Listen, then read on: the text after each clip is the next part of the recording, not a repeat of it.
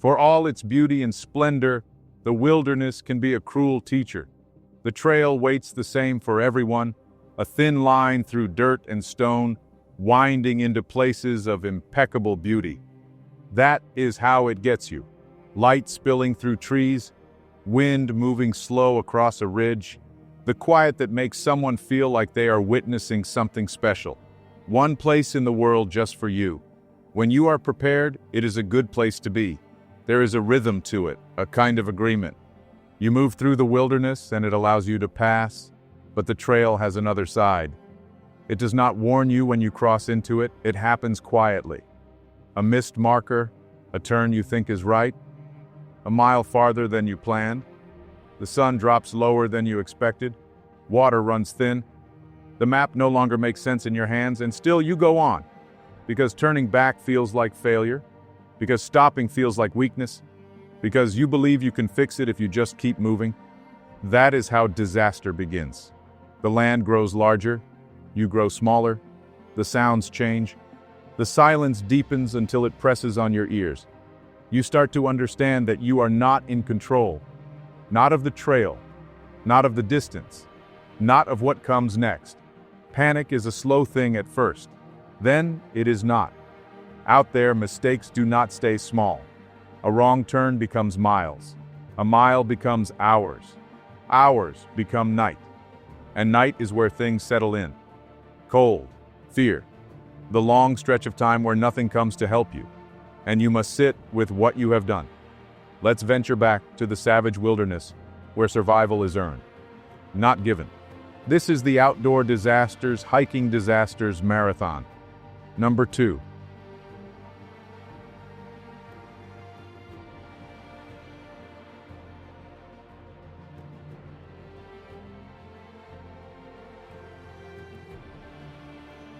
For Andrei Peter and Pavlina Pijova, their alpine hike would be a debacle.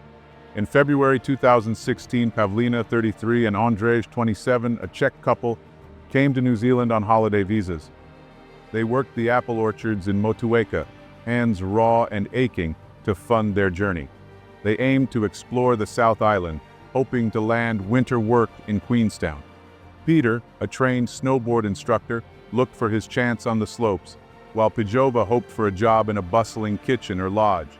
They found no luck and grew restless, so they decided to go tramping in the rugged hills around Queenstown before making their next move. They took on a few trails to test themselves, to feel the sting of the alpine wind and the crunch of earth beneath their boots before they settled on the Rootburn track. A 20-mile or 32-kilometer march to high country at 4,300 feet or 1,300 meters. The Rootburn track is among New Zealand's great walks, attracting adventurers with promises of breathtaking beauty and alpine majesty. Traversing remote regions of fjordland and mount-aspiring national parks, the track requires trekkers to traverse steep ascents, precarious ridges, and rapid weather changes, especially in winter when temperatures can plunge below freezing. The challenges of snow, poor visibility, and rugged terrain demand that hikers be well prepared and informed about the risks associated with these remote conditions. In winter, Rootburn is particularly treacherous, and many sections are impassable due to snow and ice. This seasonal difficulty increases the risk of hypothermia, frostbite, and disorientation, threats that demand advanced planning and equipment. The New Zealand Department of Conservation describes the hike as the ultimate alpine adventure, taking trampers through ice-carved valleys and below the majestic peaks of the Southern Alps. The department provides shelters along the track.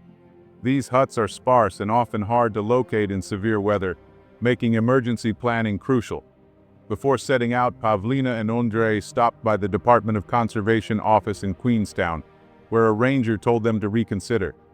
The snow was old but treacherous, and the forecast promised trouble. They shrugged off the warning, reasoning that no new snow meant a fair chance. They planned to hike the Rootburn and the Cappels Valley Trail toward Glenorchy. Though Andrej could read a map, neither had real experience in snow-laden mountains.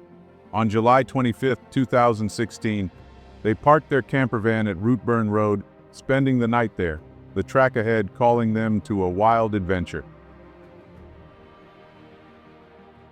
The following day, the couple headed off, traveling light for the snowy conditions.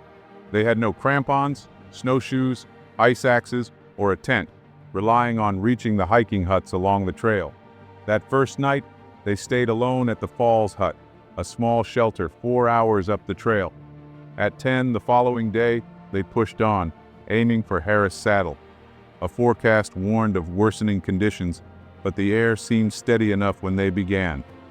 Then came the snow, thickening around them, each step heavier than the last. What should have been an hour's walk took 5, snow swallowing their path. They were in deep now and reasoned that turning back would be worse.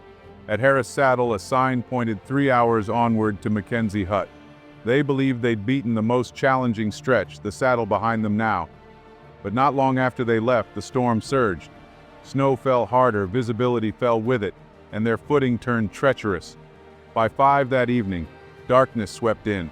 The wind roared and fog swallowed the world around them. They switched on their headlamps, the light barely cutting a meter through the dense night. Track markers vanished. The ground turned unfamiliar, and they circled in confusion, each step like the last. Exhausted and lost, they had no choice but to huddle by a sheer rock face, their only shelter for the night. With no tent to ward off the cold, they crouched under a thin flap. The night was long, and Pijova sat awake, fearing the snow would bury them if she dared to close her eyes. Despite the bitter night, they woke to a clearing sky and could now see Mackenzie Hut was just beyond the snow-covered ridges that had hidden it from them the day before. They decided to make for it immediately, picturing a simple breakfast at the hut, a bit of warmth, a moment of calm. They moved with new energy, buoyed by the prospect of a dry roof and hot food. The marked track twisted toward Lake Mackenzie, steep and choked with snow. To make better time, they chose a shortcut, a decision born out of tired logic and sheer determination. But the terrain had its own tricks. Instead of descending toward the hut, they moved up a valley, drawn higher onto a spur that led nowhere.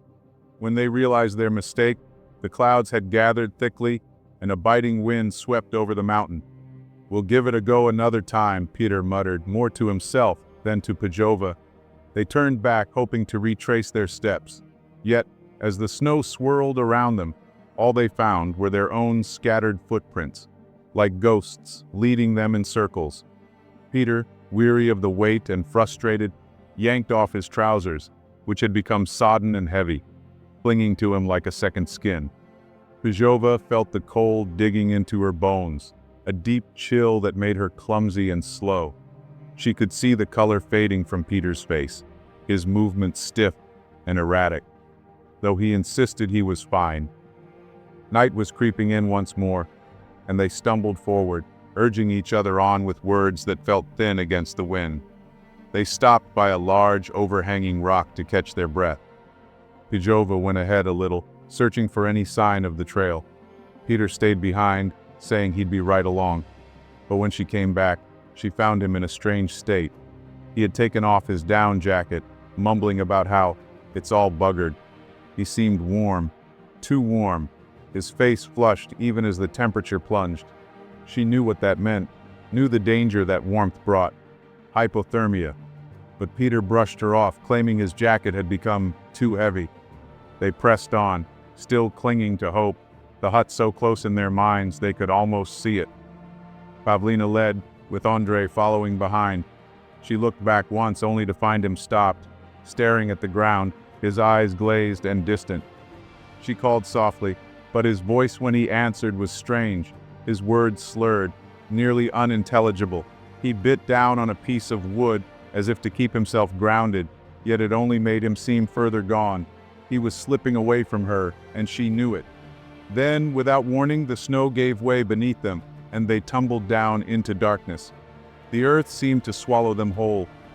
Pavlina lost her headlamp and a glove in the fall, leaving her disoriented, but she scrambled down to find Andrej, her hands numb and raw against the frozen ground.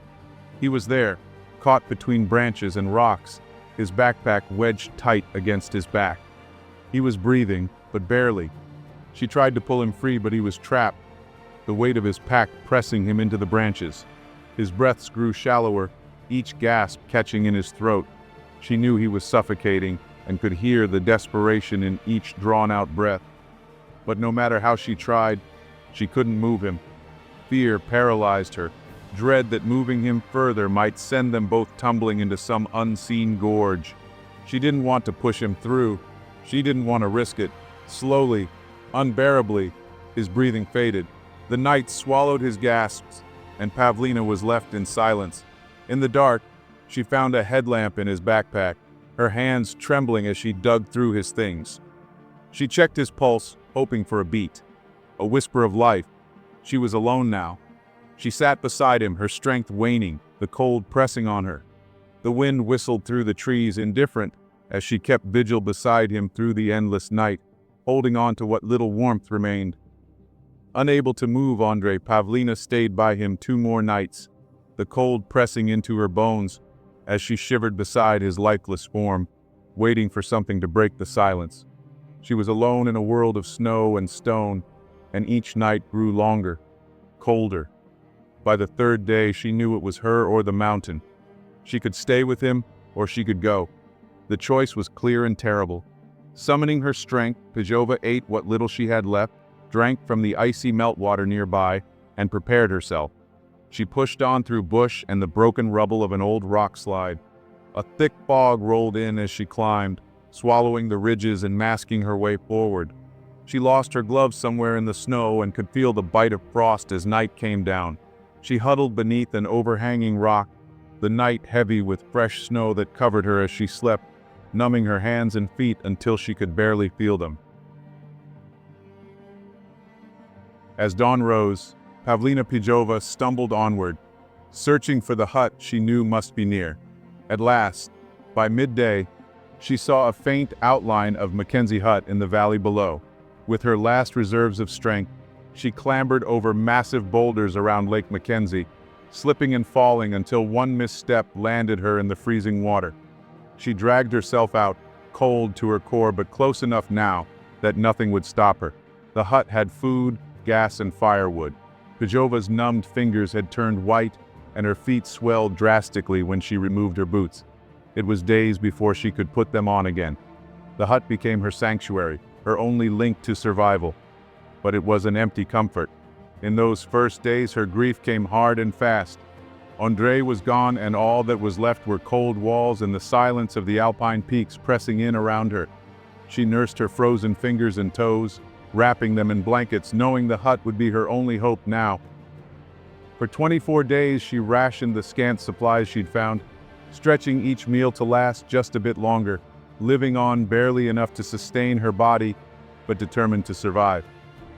She used ashes from a fire to write H for help in the snow, hoping a rescuer would see it. Unable to walk far and with numerous avalanches around the hut, she stayed put. Trying to regain her strength, she exercised outside the hut with a heavy pack. Grief gnawed at her as deeply as the hunger. The nights were brutal, the quiet stretching out until the sound of her own breathing seemed loud, as if the mountains themselves were listening. Each morning she forced herself to move, to check her supplies, to keep her hands and feet warm enough to stave off the creeping frostbite. When her fingers stopped bending, she knew it would only get worse. She heard aircraft pass over the hut a few times, the distant whir of engines a fleeting hope. She waved her jacket, her scarf, anything she could, but they flew on, oblivious to her below. In the long hours of solitude, she tried making gear by turning broken bits and pieces into something that might carry her through the snow to the divide shelter near Teanau.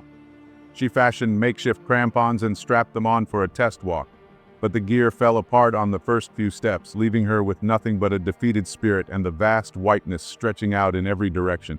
Her heart sank. Even the thought of trekking out seemed impossible now. Pijova was alone.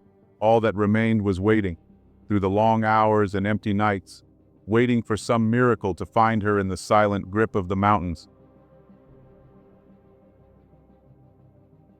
Pijova's disappearance sparked concern among friends and family when she and Andrei failed to return on schedule and posted their concerts on Facebook. Vladka Kennett, the consul for the Czech Republic, who lives in Glenorchy, near Queenstown, noticed the post from concerned relatives in Europe. She passed Pijova and Peter's details to the Department of Conservation, and the couple was reported missing. After nearly a month without contact, a rescue operation was launched.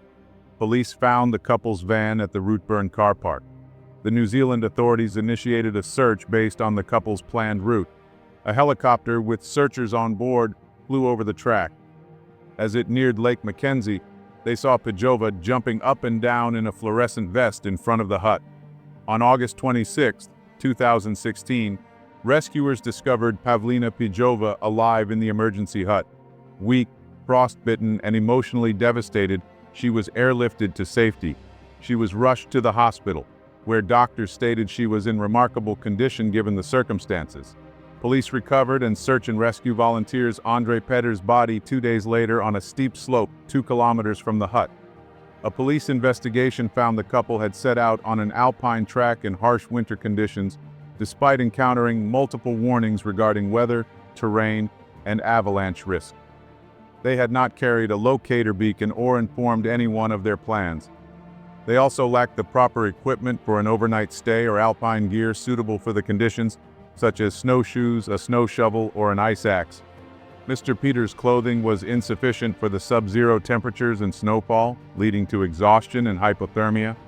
A report from the New Zealand Mountain Safety Council prepared for the coroner concluded that while hypothermia was the ultimate cause of Peters' death, several alternative decisions could have almost certainly led to a safer outcome.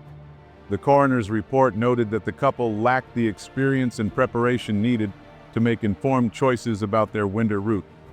Despite being advised against taking the track in winter conditions, they proceeded with their plans. Shortly after, Pavlina would conduct a news conference to address the ordeal, stating, "As you can imagine, the last month was very harrowing for me and my partner's families. There is not enough space, and it is not appropriate at this time to go into details. But I'd like to take this opportunity to just briefly explain our actions. The conditions were extreme. We encountered heavy snowfall and low clouds, which contributed to our enforced overnighting in the open, which affected our plans to reach Lake Mackenzie hut. In our attempt to reach the hut, the tragic accident happened when my partner fell and died. After his death, it took me another 2 nights out in the open before I reached the safety of the hut. The recent heavy snows meant I was walking through waist-deep snow, and because all track markers were covered, I had to find my own way. During this time, I got extremely cold and exhausted, and my feet were frozen. At the hut, considering my physical health, the deep snow conditions, and knowing there were avalanche paths ahead of me, I knew it was best to stay in a safe place. I made a few attempts to walk out from the hut, but my feet, the weather conditions, and the deep snow discouraged me from doing so. At the hut, I saw numerous avalanches coming down.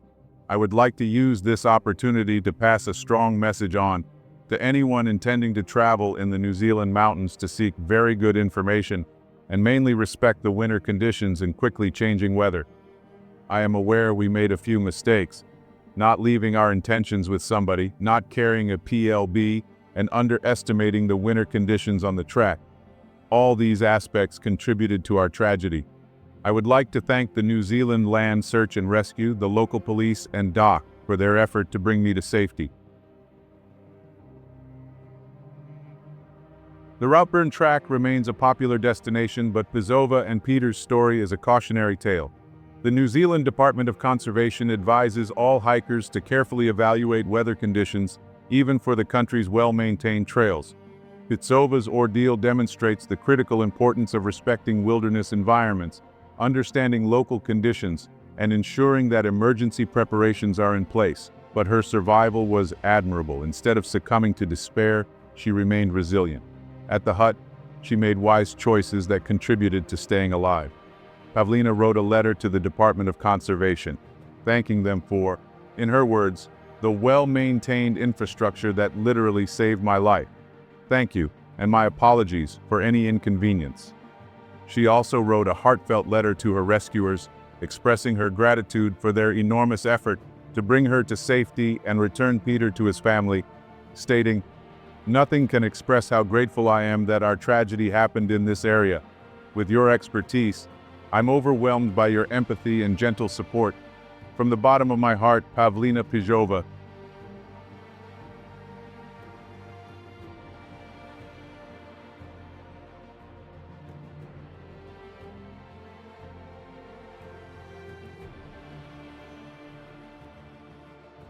For Jerry Largay, her Appalachian Trail hike would be an unmitigated disaster. Born Geraldine Burnite, she came from modest roots in Tampa, Florida. She had an easy smile that drew people in and a love for learning that kept her curious. As a Girl Scout, she'd strum a ukulele by the campfire, leading sing-alongs with her friends. After high school, she set her sights on nursing and went to Grady Hospital in Atlanta to train. It was during her final year there that she enlisted in the Air Force, where her life took a turn. In California, stationed far from home, she met George Largay, a hospital administrator. George, by all accounts, fell for her at first sight. They married, and as George pursued his career in marketing, Jerry found nursing jobs in every town they landed in. People who knew them didn't hesitate to say it. They were a fine couple, full of warmth and love. They traveled far and wide together, always seeking something new over the horizon. Jerry's thirst for adventure and her drive to set goals didn't surface fully until later in life after her children were grown. She trained for and completed the country music half marathon in Nashville, but her connection to the outdoors wasn't new. Jerry had always been drawn to the wild, to the trees, the open air, the creatures that roamed. After that marathon, she kept pushing herself. The Appalachian Trail became her next great ambition. She prepared with care, as only someone driven by purpose could. She read everything she could find, learned from seasoned hikers, and scrutinized her gear down to the gram. She and her hiking companion, Jane Lee, attended training camps to toughen their skills and their resolve. By April 22, 2013, Jerry, now 66, and Jane were in Harpers Ferry, West Virginia, ready to take on the challenge. They weren't mountaineers by any stretch, but they had worked hard to earn their place on the trail, knowing it would demand all they had, body and spirit. Starting in Harpers had been deliberate. Jerry wanted to avoid the massive crowds that began their journeys at Springer Mountain in Georgia, where 35 hikers left every day for weeks. Up here it was quiet. The mid-Atlantic heat of summer was still months away, and water sources were plentiful. If all went well, they'd reach Maine before the snow and then return south to finish the trail. The day before the hike, Jerry and Jane met in town with Jane's husband James and joined them for the send-off. They spent the evening sorting gear and repacking bags. Dinner was early, simple and practical, fuel for what lay ahead. That night they slept lightly, excitement and nerves stealing the rest they needed. The morning of April 23, 2013 was crisp, the kind of morning that promised new beginnings. The sun rose over the hills surrounding Harpers Ferry. Jerry Largay stood on the trailhead, her hands tightening the straps of her pack as she looked down the worn dirt path ahead. The Appalachian Trail stretched out before her like a thread through time, winding through forests, valleys, and mountains, inviting her into its solitude. "Don't overdo it," George said, standing a few feet away. He wasn't the kind of man to fuss, but she could see the worry in his eyes. It was always there, just beneath the surface. He had spent years watching over her, quietly supporting her, letting her be who she needed to be. That's why he didn't argue when she told him she wanted to hike the trail. He just nodded and said, "All right. I'll take it slow," she replied, adjusting her hat. "You know me, inch by inch." "Inchworm," he said, and the word hung between them like an old joke. It made her smile, as it always did. She earned her trail name through self-deprecating humor, often joking about how slow she was when tackling any inclines on the trail. George handed her a small packet of trail mix. She took it and tucked it into the side pocket of her pack. She knew he needed this, these small gestures, these acts of care. It was his way of letting her go without really letting go. Jerry took a deep breath and felt the cool air fill her lungs. She loved this. The quiet, the promise of the trail. It was why she had come. She had spent her life caring for others as a nurse, a mom, a friend, and a wife. Now the trail was her time, her space to breathe. Her gear was simple but reliable. A lightweight tent, a sleeping bag, a compact stove, and enough food to get her through to the next resupply point. She carried a map, a compass, and a small notebook where she planned to jot down her thoughts each night.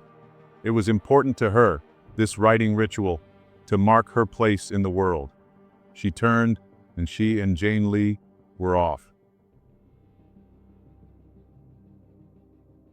The Appalachian Trail, or the AT as most call it, is a legendary footpath that stretches over 2,190 miles across 14 states from Georgia to Maine. It's the longest hiking-only trail in the world and a true test of endurance for those who dare to thru-hike it. The trail winds through forests, over mountains, and past valleys, offering breathtaking views and moments of solitude. Along the way, hikers encounter shelters, trail towns, and a community of people bound by a shared love for the journey. It's as much a mental challenge as a physical one. They chose the flip-flop thru hike of the Appalachian Trail. This is a variation of a traditional thru hike in which hikers start their journey at a midpoint along the trail, hike in one direction, north or south, and then travel back to the midpoint to hike in the opposite direction. For example, a hiker might begin at Harper's Ferry, West Virginia, roughly the trail's midpoint, hike north to Mount Katahdin in Maine, then return to Harper's Ferry and hike south to Springer Mountain in Georgia. Jerry would log her trail by emailing her childhood friend Betty Ann. When they set off, the trail led them out of town, past historic buildings that seemed to whisper stories of another time. Not even a half-mile in, they crossed the Potomac River on a weathered trestle bridge and stepped into Maryland. For a short stretch, the trail followed the C&O Canal towpath, a gentle beginning, before veering into the woods. It felt like a proper start when they reached Gathland State Park, where a grand memorial to war correspondents loomed. But there was no camping allowed, and neither of them was keen to risk a fine on their first night. Instead, they had George pick them up and drive 10 miles north to Greenbrier State Park. The place was deserted, almost eerie in its quiet. They made camp and settled in for 3 nights. When it rained the second night, their decision felt like a stroke of genius. Dry tents made all the difference. Jerry knew they wouldn't always be this lucky. George, who earned the trail name Sherpa for resupplying the women, would drive them to their starting point and meet them later in the day, sometimes joining them on the hike. The trail took them through Washington Monument State Park. Jerry paused to study the structure, which was built in 1827. It was the first monument ever completed by George Washington. By April 25th, the terrain had grown rougher. The trail was rocky, and one section stretched 150 yards of boulders stacked like a puzzle. It was slow going. Only 2 thru hikers passed them all day, and Jerry realized just how early they were in the season. In Harper's Ferry, they'd been told only a dozen hikers had come through so far. On April 26th, they crossed the Mason-Dixon line into Pennsylvania. The forest changed sharply, the lush woods of Maryland giving way to a barren, lifeless stretch of dead trees. No understory, no bird song, just silence. Jerry felt uneasy, as though walking through a graveyard. Later, they learned insects had ravaged the trees. That night, they stayed at a shelter cleaner than any Jerry had seen, free of mice. The caretakers stopped by, a warm, friendly couple who brought life to the dead woods. The moon was nearly full, and owls called in the distance. In the morning, late arriving hikers invited Jerry and Jane to join their fire. April 27th brought Chimney Rocks and its breathtaking view. Jerry lingered there, soaking it in, before they finished the day's trek to meet George. That night, they indulged in a hotel. Hot showers, clean clothes, a real bed. It felt like heaven.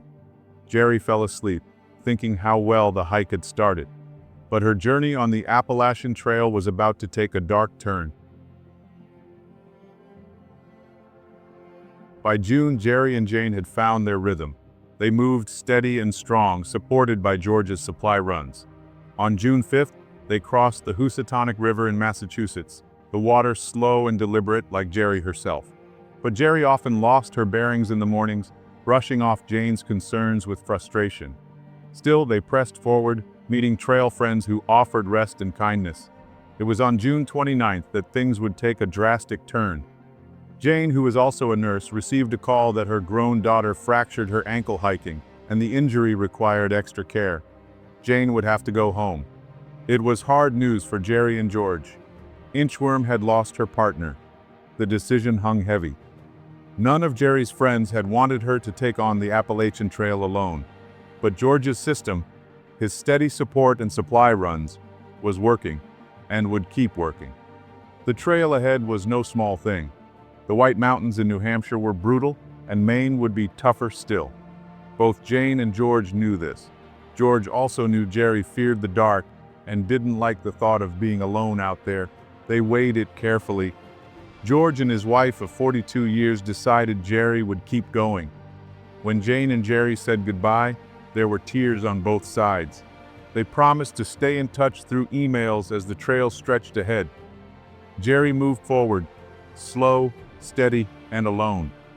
The White Mountains tested her as they tested everyone with sharp rocks, steep climbs, and relentless rain. Her first solo night at Eliza Brooks Shelter went well. Terry Blue Moon Bliss was there. They laughed, swapped stories, and marveled at the clean, graffiti-free walls. Jerry told him about George's support on the trail. "We call him Sherpa," she said, smiling. The next morning she left early, her pack secure, her pace steady. Terry remembered her as confident as she belonged out there. The trail connected paths, shared stories, and brief but meaningful friendships. Jerry moved through the days with a rhythm: breakfast, hiking, resting, and pushing forward. July 5th brought her to the White Mountains hut system. At Mizpah Hut, she met a lively family, their stories filling the evening with warmth. The next day, she hiked with Jim, the family's grandfather, up to Lake of the Clouds. The fog was thick, but the trail was marked by cairns, each a small beacon in the endless gray.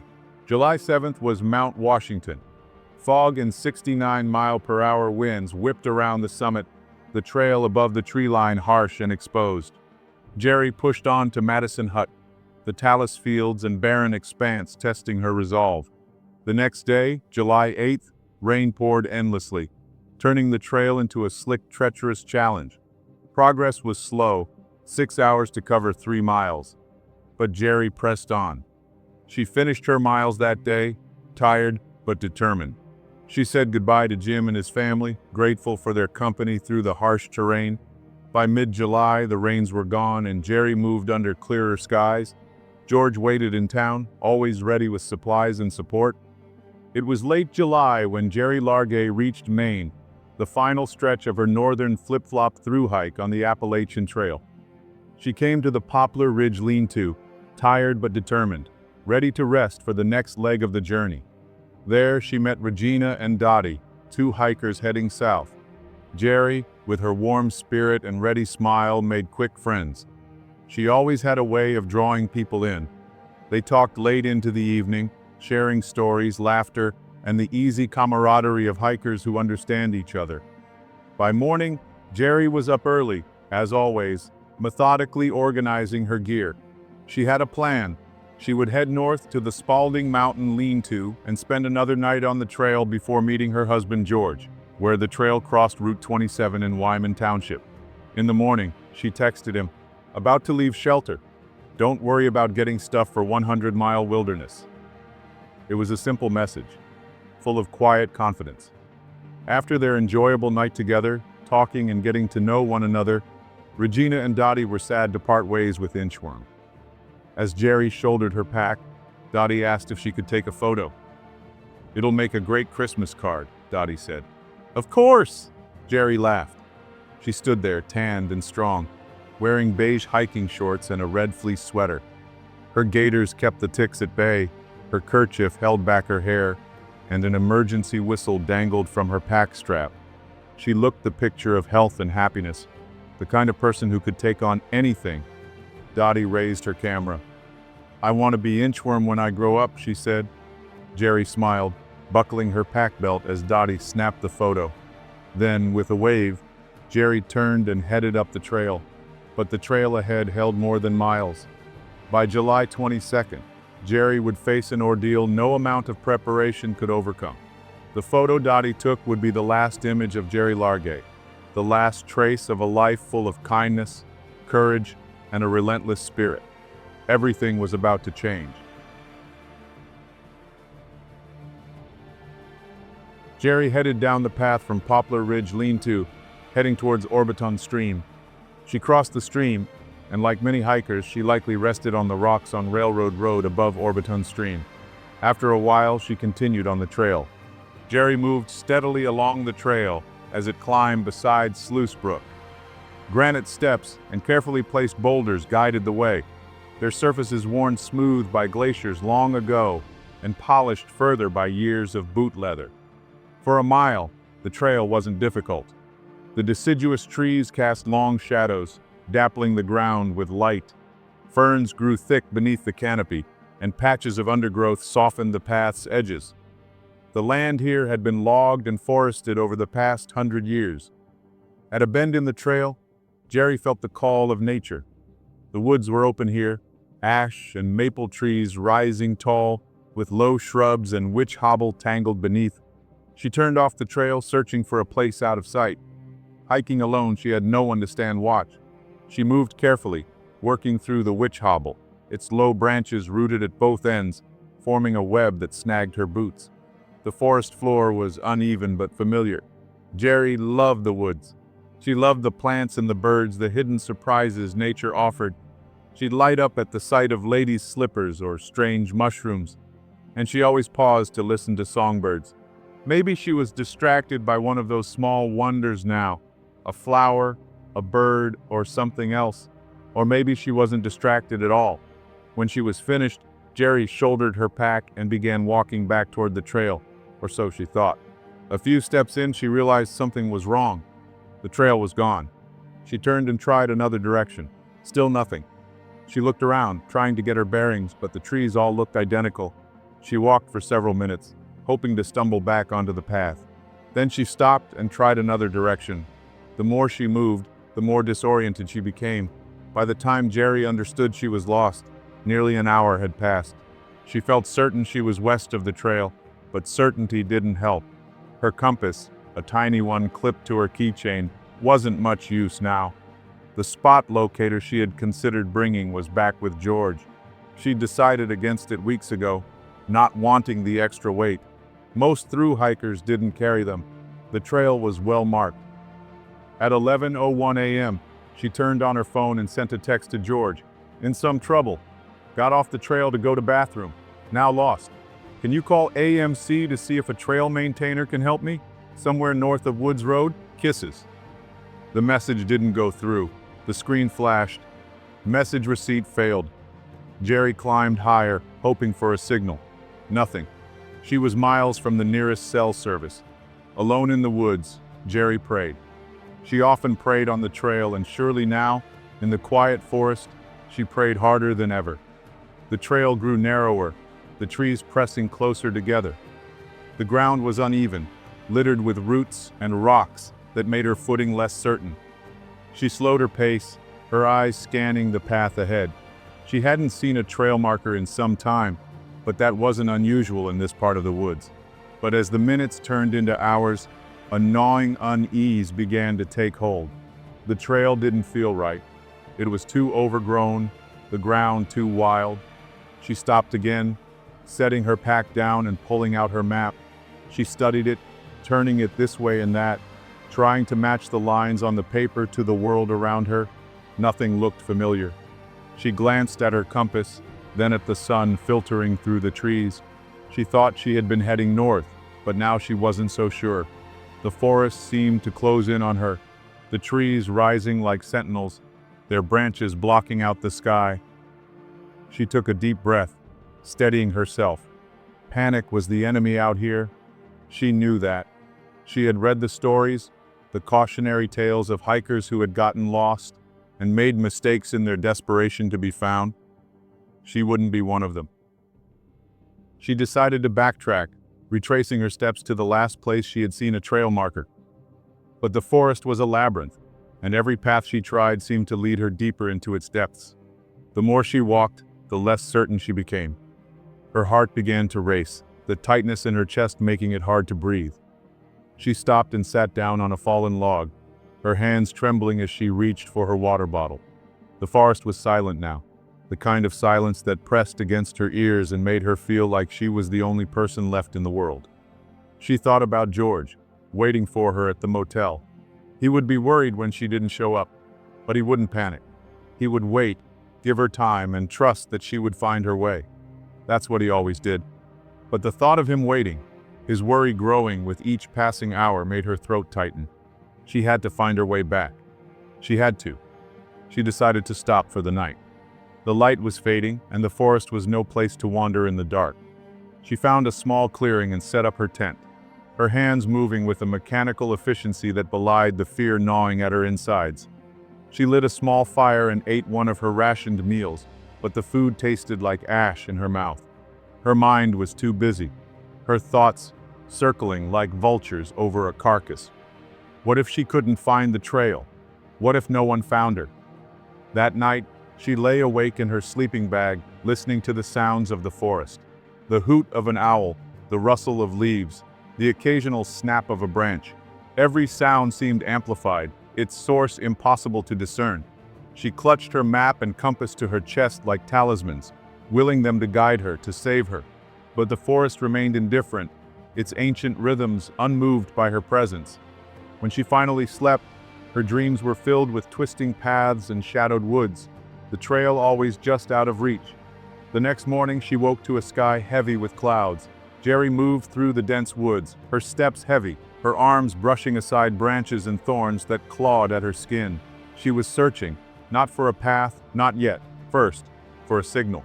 With her phone in hand, she hoped for bars, a connection, and something to bridge the distance between her and safety.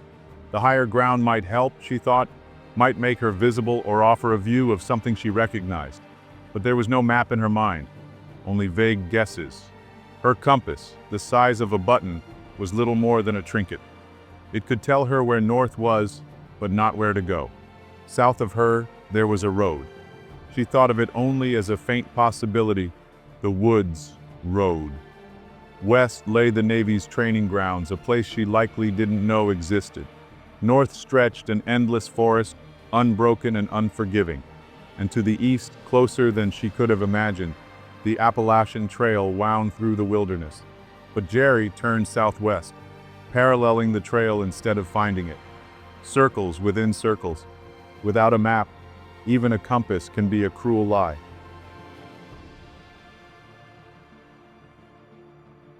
Before she was lost, Jerry had walked with purpose. She had been part of the trail, part of its life and rhythm. She smiled at strangers and shared stories at campfires. Now, her steps were desperate, and her progress was reduced to a crawl. She crossed 2 brooks and climbed 3 ridges choked with old slash and brambles. The ridges tore at her legs, scratched her arms, but she kept climbing. Instinct pushed her higher, hand over fist, through the tangled forest. She pitched her tent near the second brook. It was a bad place, damp and hidden from the world. She called it a crummy spot in her journal. But she stayed. The second brook became her Rubicon. The rain came this day, heavy and unrelenting. At 4:18 in the afternoon, she tried to text George again. Lost since yesterday. Off trail 3 or 4 miles. Call police for what to do, please. Kisses. But the forest swallowed the signal, and the message sat unsent. Miles away, George waited at Route 27, asking every hiker if they'd seen her. "My wife," he told them, his voice steady. "She's supposed to meet me here." The rain had soaked the trail and slowed everyone down. Blisters, weather, bad food, it could all steal a day or two.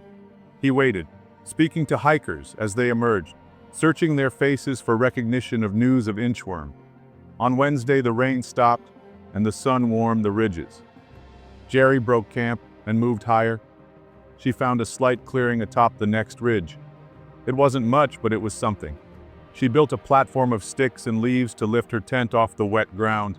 Nearby, the brook still whispered a lifeline. She hung a mylar blanket in the trees, a silver beacon that might catch a stray eye. That night she ate sparingly, almonds, prunes, a handful of Fritos, and counted the calories like coins. 300 for supper. She wrote in her journal as the light faded and recited the rosary as darkness fell. Faith is a gift, she thought, a secret learned in youth and either held close or forgotten. It is not found but given. And in the storm of her fear, faith steadied her, anchored her against the tide of panic. She was lost, yes, but she was not defeated. Not yet. In the quiet hours of that night, Jerry lay in her tent, her body still, her mind restless. Outside, the brook murmured its ceaseless tune, the only voice in a forest that held its breath. She tried to think clearly, to plan her next move. The most logical thing she knew was to stay put. The search teams would be looking for her soon if they weren't already. Wandering further into the forest would only make it harder for them to find her, but the thought of staying in one place, of waiting for help that might never come, filled her with a restless, gnawing fear. She pulled out her journal, flipping to a blank page. Writing had always helped her organize her thoughts to make sense of things when the world felt too big. The days began to blur. She woke each morning to the same gray light filtering through the trees, the same damp chill in the air. Her routine became mechanical. Boil water, eat a small meal, try to orient herself with the compass and map. She had rationed her food carefully, eating just enough to keep her strength up, but the portions were getting smaller. Her stomach growled constantly, a low, insistent sound that she tried to ignore. She had found a small stream near her campsite and used it to refill her water bottle, boiling it to make it safe to drink. The water was cold and refreshing, but it wasn't enough to stave off the gnawing emptiness inside her. Her journal became her lifeline. Each night she wrote a few lines, recording her thoughts and fears, leaving messages for the people she loved. The entries grew shorter, her handwriting shakier as the days wore on. The nights were the hardest. The darkness was absolute, pressing in on her like a living thing. The forest came alive after sundown, the sounds of insects and animals echoing through the trees.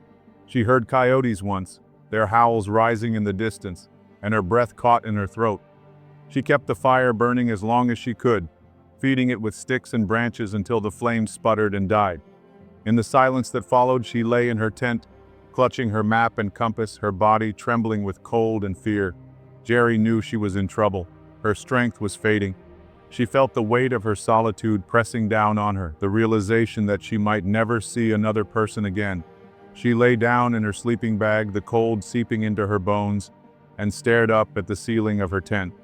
The forest remained silent and indifferent as Jerry drifted into a restless sleep, her dreams filled with the sound of footsteps on a trail she could no longer find. She wondered if it would be here that would be her final resting place. Meanwhile, George, having slept in his car on the side of Route 27 near the trail, began to worry. For 2 days, George continued to ask any northbound hikers who crossed the road whether they'd seen his wife. After a while, he waited long enough and contacted the state police, who then contacted the Maine Warden Service. Warden Lieutenant Kevin Adam took the call, and though he listened carefully, he wasn't yet alarmed. He knew the numbers. Hikers who got lost on the AT in Maine were usually found within 24 hours, or they walked out on their own. He began assembling the pieces of the puzzle, gathering facts, and laying out a plan.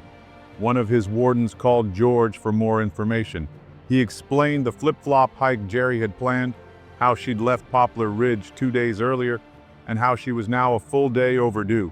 That night, as the forest settled into darkness, Adam spread out his maps. He traced trails and ridgelines with his finger, thinking about Jerry's likely path.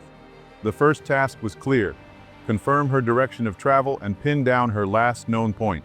He coordinated with Border Patrol agents and state police, who worked quickly to establish roadblocks and gather information. The search began in earnest, quickly growing into one of the largest efforts in Maine's history. The Maine Warden Service, Maine State Police, U.S. Border Patrol, and search and rescue teams from across the region joined forces. The first days of the search were marked by urgency and hope. The Maine Warden Service immediately mobilized a team of search and rescue personnel. They began where Jerry was last seen, Poplar Ridge Lean-To, a rustic shelter deep in the woods of Maine's 100-mile wilderness. Fellow hikers had seen her there on July 22nd, smiling, chatting, and preparing for the next leg of her journey. She had left that morning with every intention of meeting George the next day. The search teams quickly established a 23-square-mile grid surrounding her last known location. The terrain was rugged, the forest dense with towering pines and thick undergrowth. Trails snaked through the woods, but the network was confusing and many side trails were unmarked. It was easy for even experienced hikers to get turned around. Jerry's likely route was carefully studied, and searchers fanned out, combing the trail and its immediate surroundings. Volunteers joined the effort, including Appalachian trail hikers who had been passing through the area. Tracking dogs sniffed for her scent, their handlers guiding them through the underbrush. Overhead helicopters and fixed-wing aircraft equipped with infrared sensors scanned for signs of movement or heat signatures. The Maine Warden Service used every resource available, but the forest was unrelenting in its silence. Days turned into a week, and the lack of progress weighed heavily on the searchers. They knew the statistics. The longer someone remained missing in the wilderness, the slimmer their chances of survival became. But Jerry had been a nurse, and she had prepared for this hike. If anyone could endure the wilderness, they told themselves, it was her. The forest was both beautiful and brutal.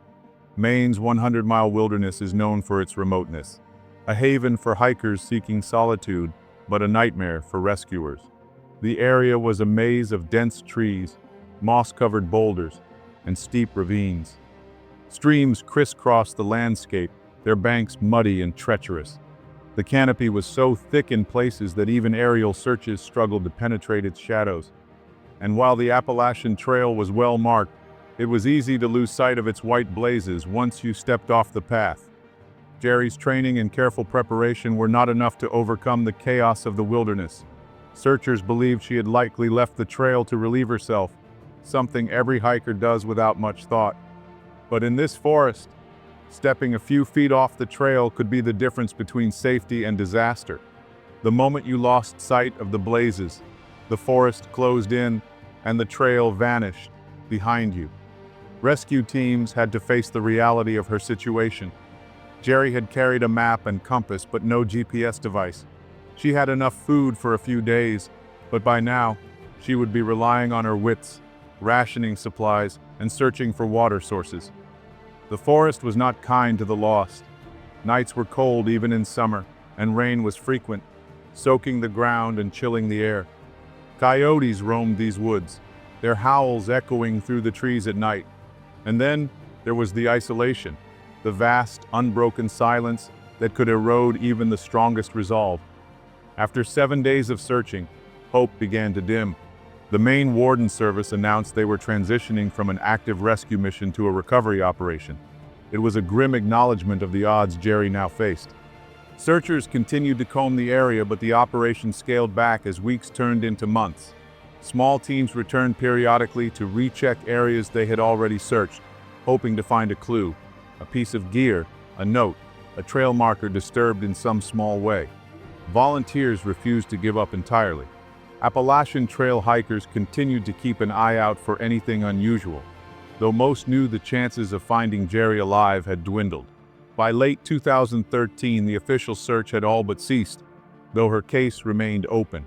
However, 2 years after her disappearance, there was a major and heartbreaking breakthrough in her case. Prentice and Carlisle, a forest management company, had been mapping and managing the forests of Maine since 1924. They had walked tens of thousands of miles through the North Maine woods, marking trees and surveying land. And in all that time, only once had one of their men found a body.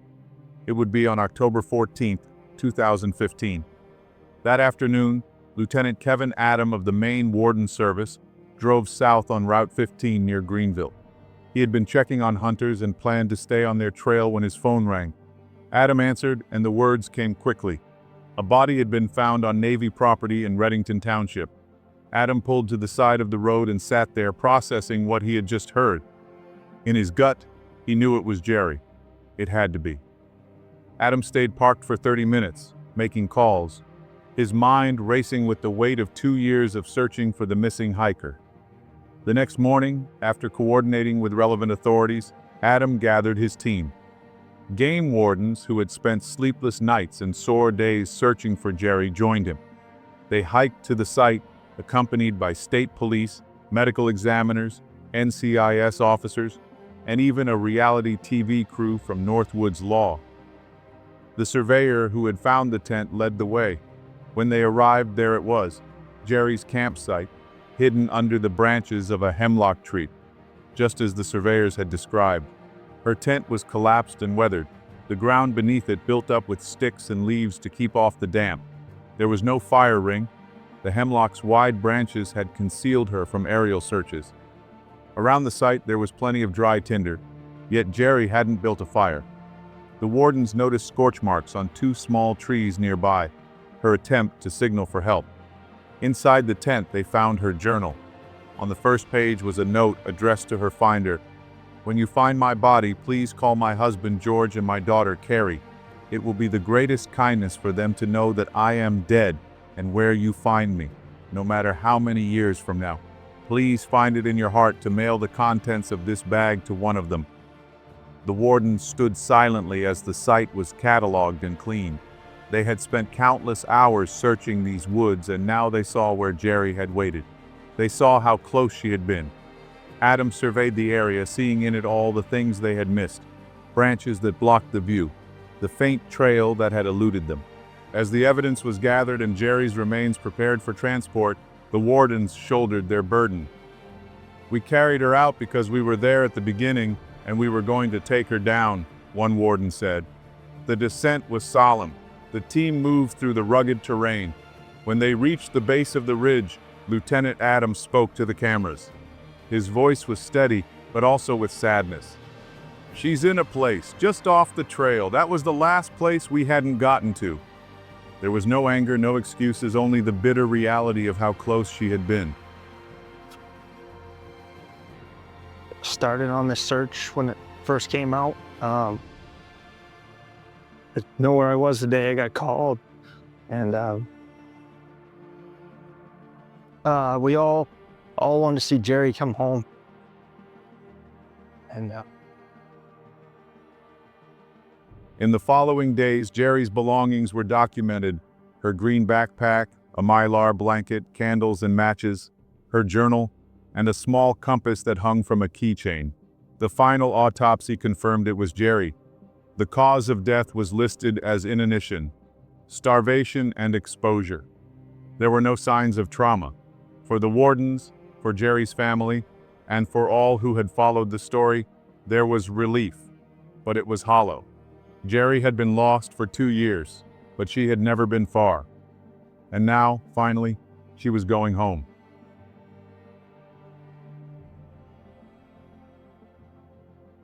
With the discovery of Jerry Larguet's journal, the details of her final days came into view. She had documented much of the ordeal, her words painting a picture of endurance, hope, and quiet suffering. Whatever anxieties Jerry Larguet might have had before getting lost, fear of the dark, of being alone, they were surely compounded within minutes of her realization that she was lost. Still, every indication is that no matter her lack of woodcraft, Jerry kept it together. Within hours of becoming lost, Jerry began to make decisions, some instinctual, some deliberate. She didn't stay put, not at first. She knew the rule when lost, but she couldn't accept it. She was so close to the trail. The Appalachian Trail had been her home for months. Surely she'd find her way back soon. By July 27th, her 5th day lost, Jerry's food was nearly gone. She rationed carefully but had no water filter, fearing parasites in the brook. She left her filter with George for this leg of the trip. She also lacked the medications her husband provided during meetups. Weakening, she improved her tent site, laying pine needles to keep it dry. Weeks of rain had left the forest drenched. She recorded her thoughts in her journal, revealing her resilience. She tried to light fires, once keeping one going for hours, but the damp wood resisted. She attempted to signal aircraft and conserve energy, but starvation dulled her cognition. After wandering for miles in search of the trail, she finally stayed put. By then, far from searchers' reach. At night, the forest came alive with sounds. She was afraid but managed, clutching a rosary for comfort. Despite dwindling supplies and a failing body, she held on, surviving 26 days. In the end, she succumbed to starvation, one of the most agonizing deaths. Yet her story is one of courage. Jerry Largay never gave up, holding on to hope until the very end. They never had a chance for a proper goodbye, but now, nearly 3 years later, the Largay family were able to finally put their beloved Geraldine to rest. Jerry Largay was a positive, vibrant, optimistic, enthusiastic, and spiritual person. We miss her every day. She was and still is a beacon of light for her family and everyone who knew her, and her final days were a testament to her bravery, resourcefulness, and her faith, the family wrote. At the site where her remains were found, a simple memorial stands beneath the trees. A cross rests on the ground, marking the place where Jerry Inchworm Largay lived her final days. Another memorial lies along the AT at Wyman Township Crossing. She lived fully, without regrets, even when the odds turned against her. Her memorials stand as reminders, not just of the risks, but of the courage it takes to step into the unknown, to keep moving forward even when the world turns quiet and the path disappears. Despite the tragedy, George wants his wife's life to serve as an inspiration for others. In remembrance of his wife before his passing in 2019, George would say, "She would want this to help inspire somebody who's maybe on the sidelines and never thought about doing something like this at that age, not to hold back, just to go for it. Because she embraced life, and she would want anyone who reads about this that this would serve as a reason to do it, or to do something else that they were thinking about, versus to sit on the sidelines and play safe." George found inspiration in his wife's memory as well, and wanted to find ways to keep her always in his thoughts. He continued, "She was where she wanted to be. That's easier said than done when you've been happily married for 42 years and had visions of it being a lot longer than that. But she was following the dream, and I have to go with that."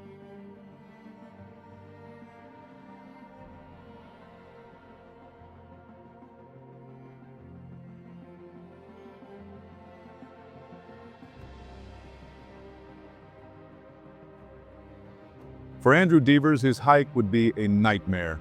25-year-old Andrew Devers woke up early in Seattle on Friday, June 18, 2021. After a few hours of being up, he didn't want to be inside anymore. He decided he wanted to go for a hike on the Middle Fork Snoqualmie Pratt River Trail in the Middle Fork Snoqualmie River Valley Wilderness in the western Washington Cascade Range, east of Seattle. It was not a grand plan, just a day to walk and clear his head. Christina Mann, his girlfriend of 8 years, was still asleep.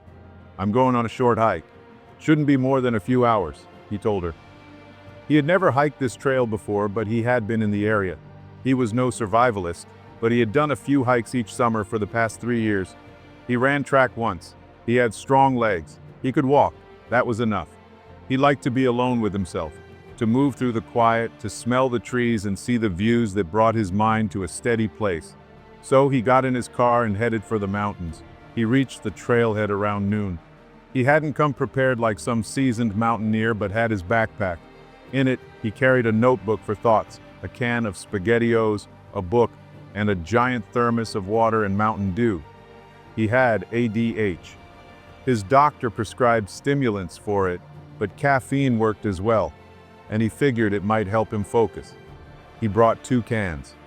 It was a gorgeous day at the hiking trail. The breeze was hitting off the water and the sun was dappling through the trees. "I was having a good time," he said. The trail was new for the season, not well kept. Grass rose to his knees, sharp at the edges. The way was hard to follow. He hiked a few miles and came to a sign. "Landslide ahead, do not continue." But he kept walking.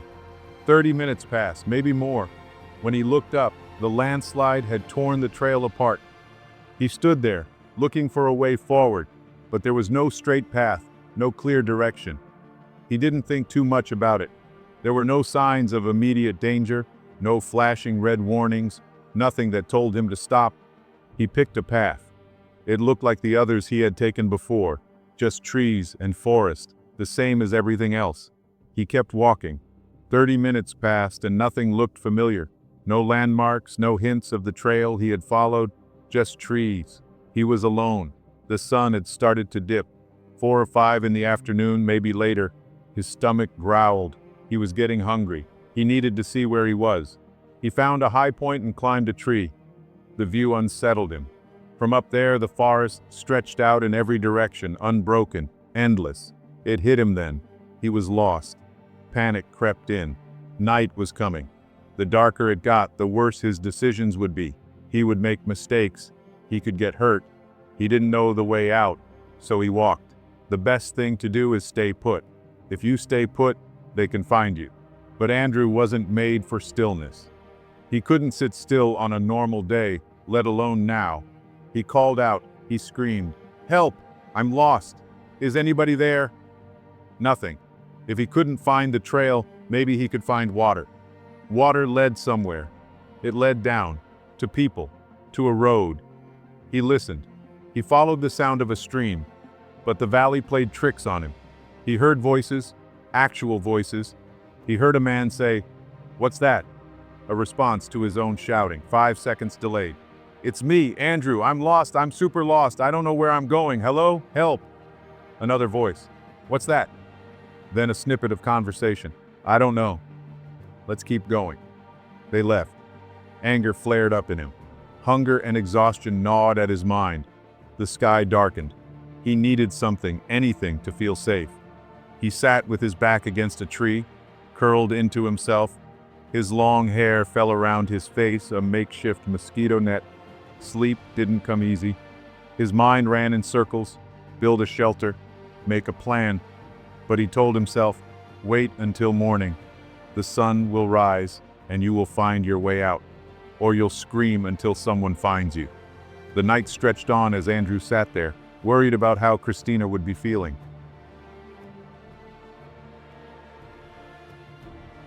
Christina woke up alone in Seattle. She stretched, checked her phone, looked around the apartment.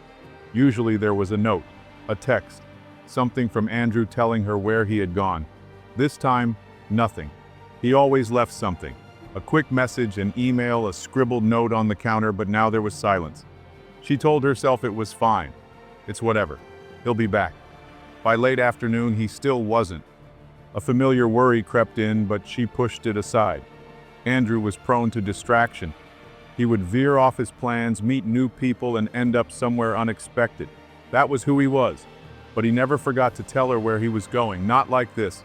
That was when she started reaching out. "Hey, are you with Andrew? Has he talked to you today?" Haven't heard from him. She cycled through worry and justification. Maybe he had met some hikers, made new friends, and decided to camp out.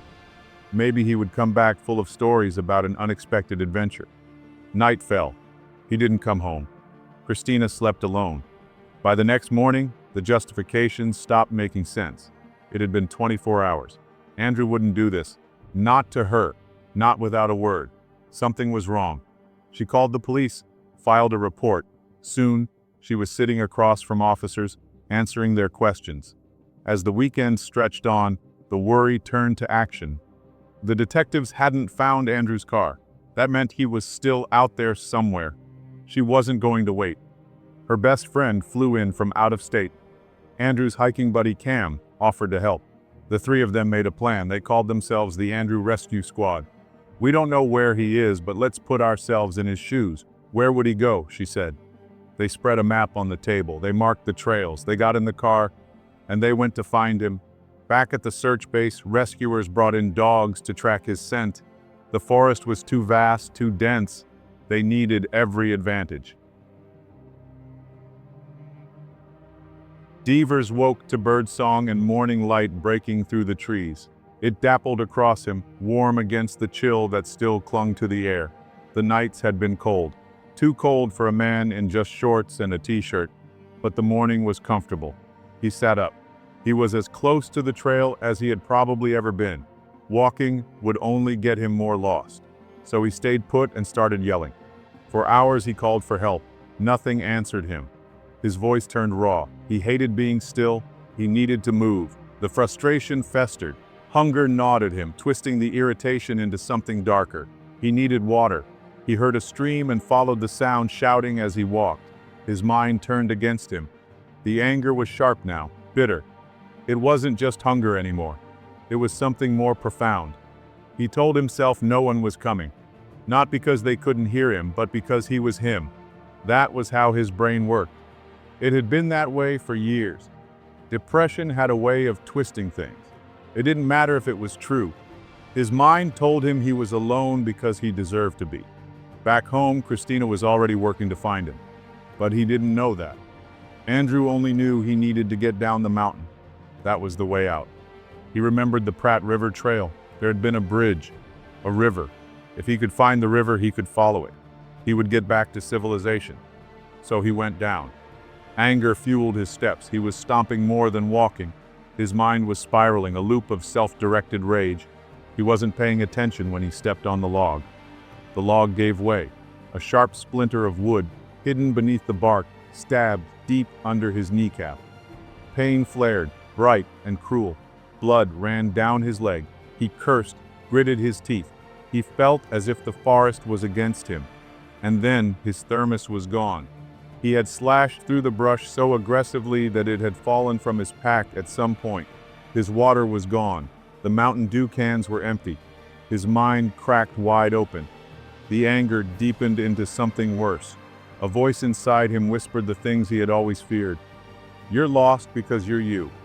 Anyone else would have found their way back, but you're just another ADHD dumbass who can't keep track of his own keys, let alone a trail.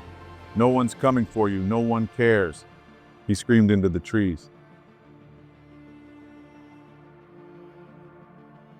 The second night came. Andrew curled into himself, exhausted. He was spent, drained from the weight of his own rage. He felt like a child, stubborn and overtired, too angry to rest but too exhausted to do anything else. Day 3.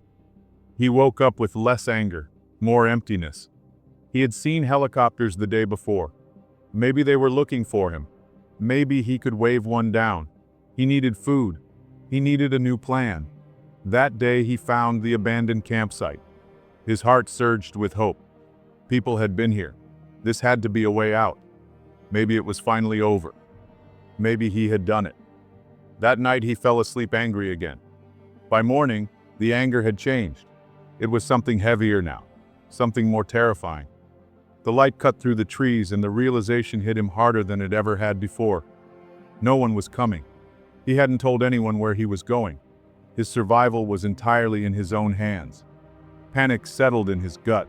The fear was real now. Not just frustration, not just anger. It was raw, consuming. He stomped through the undergrowth with no plan but to move. He wasn't thinking, wasn't watching his steps. And then the log, the sharp splinter, the pain. Now he wasn't just angry, he was injured, he was bleeding, his water was gone, his mind unraveled. The demons came back, whispering louder than ever. Andrew saw movement. Hello, there's people. There were no people. His mind played tricks on him and he knew it. Boredom was its own kind of enemy. He had to keep himself entertained. If he let his thoughts spiral again, he would lose himself completely. So he talked. He had always been good at voices. Now he split them into different emotions, each one a character in his head. The southern gravelly voice became a camping dad. All right, get your shit together, keep on walking. The high-pitched, screaming kid, that was his anger. He spoke out loud as he moved, narrating like he was in some survival game. Andrew followed a river, hoping it would lead him to the trailhead, but instead, he reached the bottom of a mountain.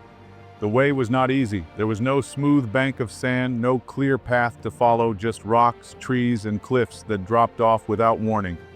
Overhead, helicopters passed. He could see them, hear them. He thought they might see him if he stayed near the river in the open. Then on the opposite bank, he heard something, the sound of trees being cut down. This is my chance, he thought. He needed to cross.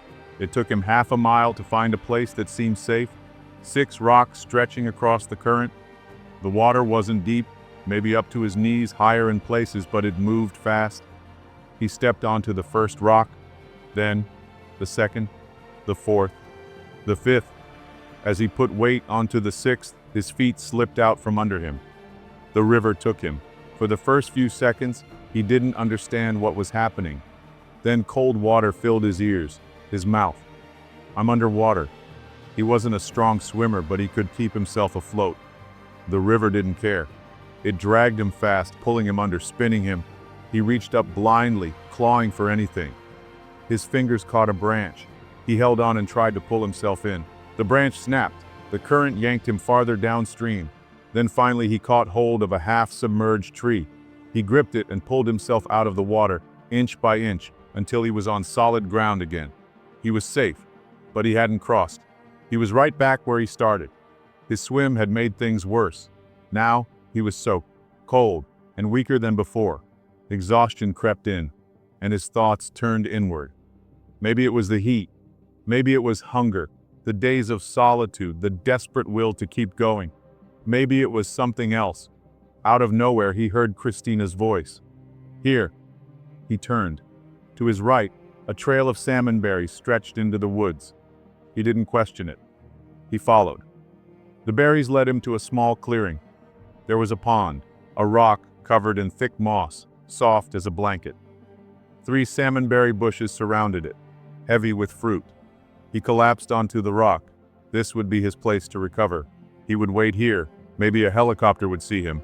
It was an open area. It made sense. But his senses were failing him. The river was too loud. It drowned out the world.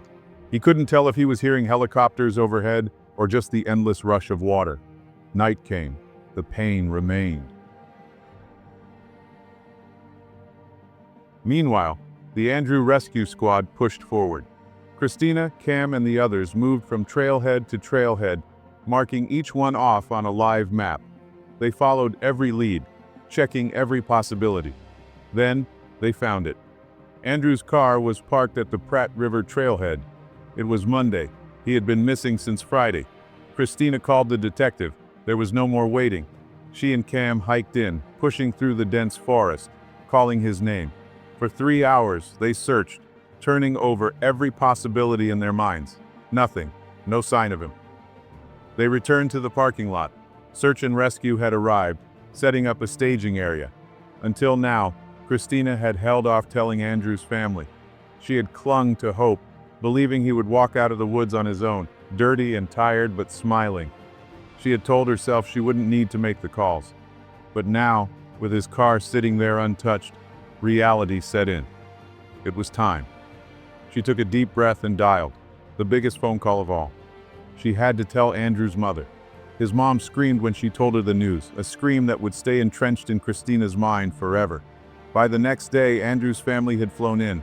The search grew. Word spread.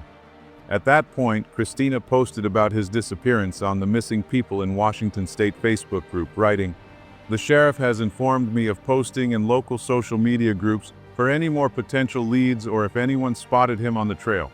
By Friday, his information was also posted to Reddit, asking people on a Seattle-based thread if they had any information about Deaver's disappearance.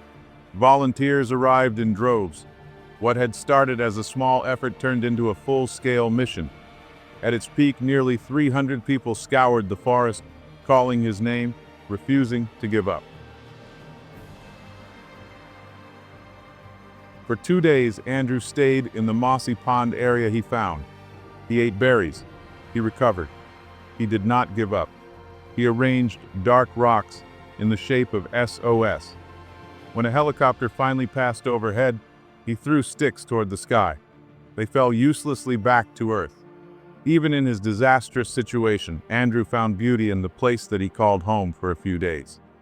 When he had enough strength, he reluctantly got up and decided to move upstream toward where the trails were more popular.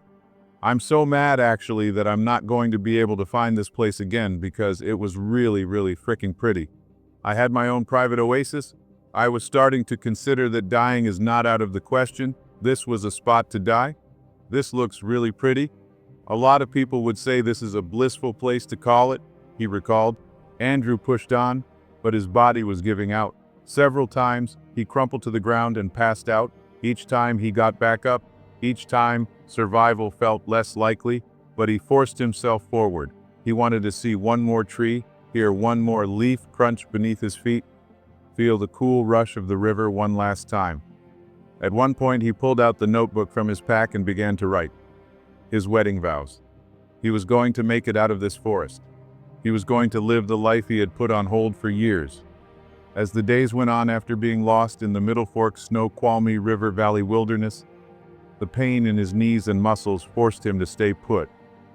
He had no energy left to move. He sat in a clearing, too exhausted to be angry, too weak to do anything but think. His thoughts turned inward deeper than before. 2 days ago, he had hated the man who got lost. Now he had to face himself. His childhood had not been kind. There had been too much trauma, too little self-worth.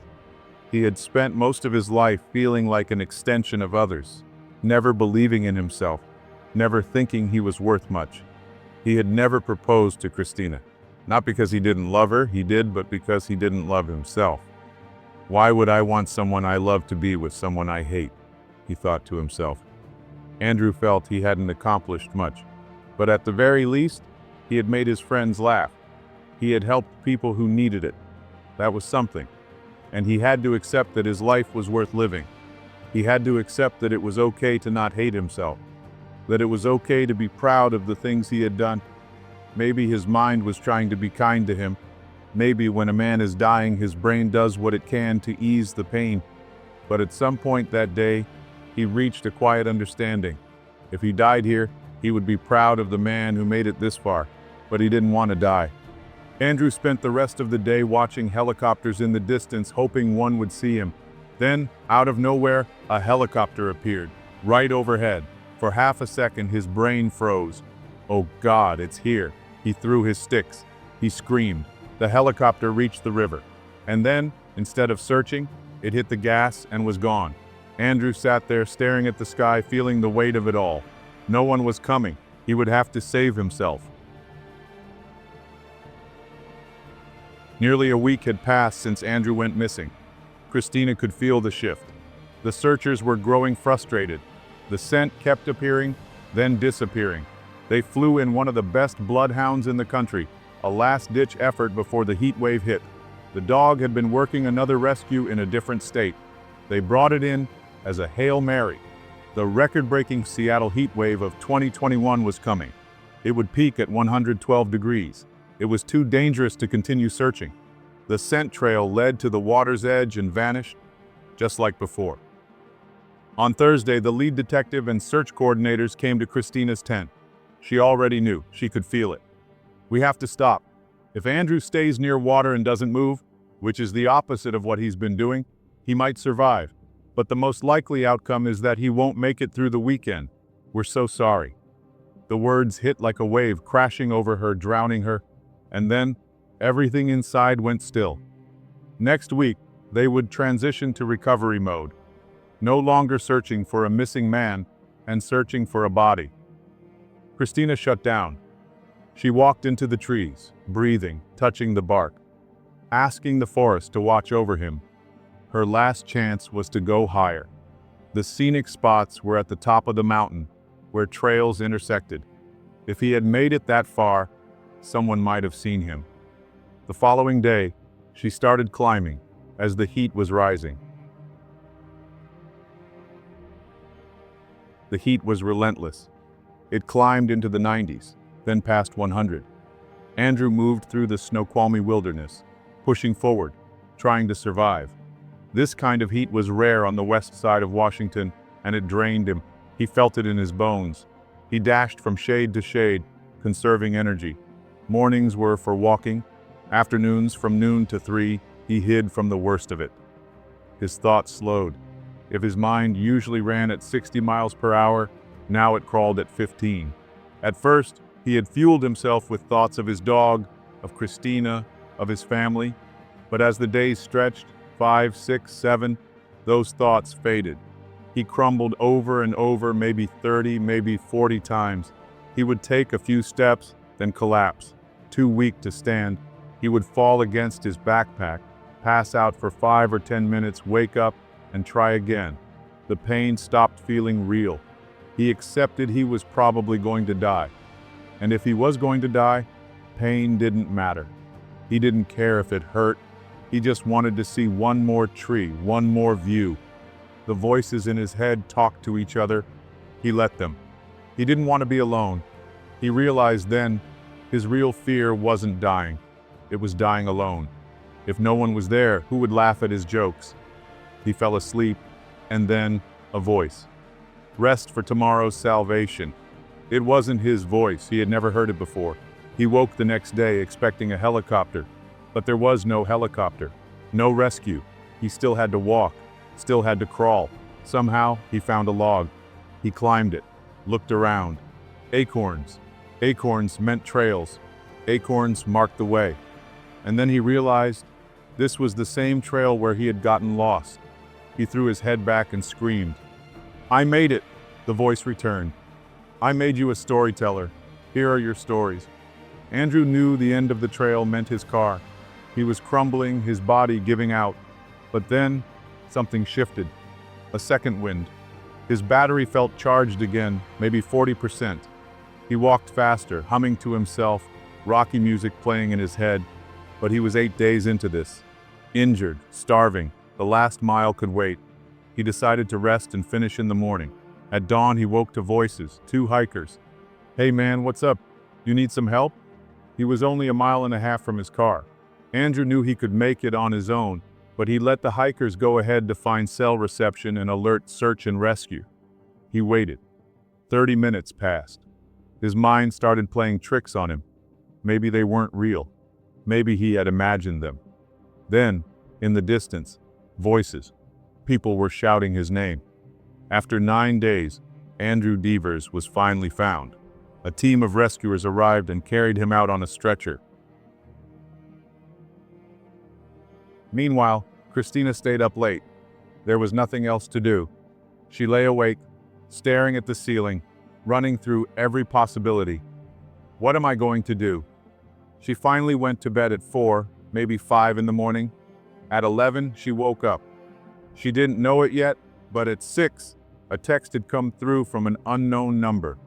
"Hi, I'm just a dude who was hiking with my friend, and I recognized Andrew from the news. I contacted search and rescue." She stared at the words. He survived. He made it through the heat wave. Thanks to the Andrew Rescue Squad, the volunteers, and his own sheer will, he had made it back.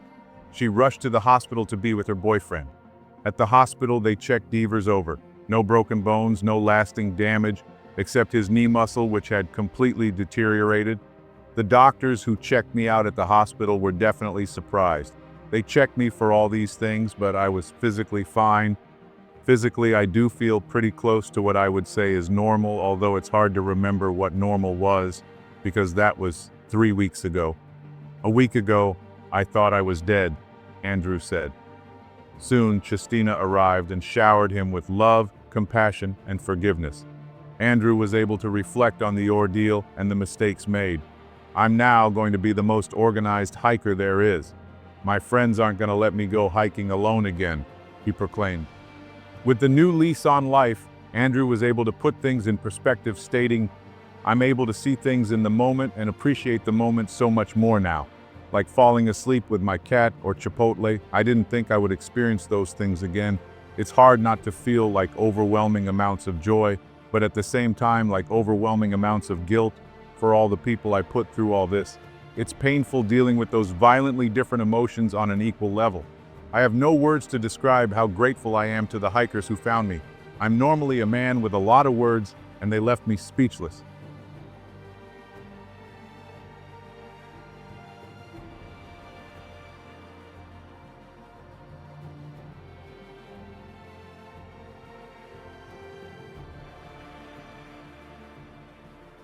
For 6 Arizona Boy Scouts, their Mount Wrightson climb would be a tragedy. It all began on the evening of Tuesday, November 11, 1958, during a regular meeting of Boy Scout Troop 70. The Scoutmaster announced that there were no plans for the upcoming weekend.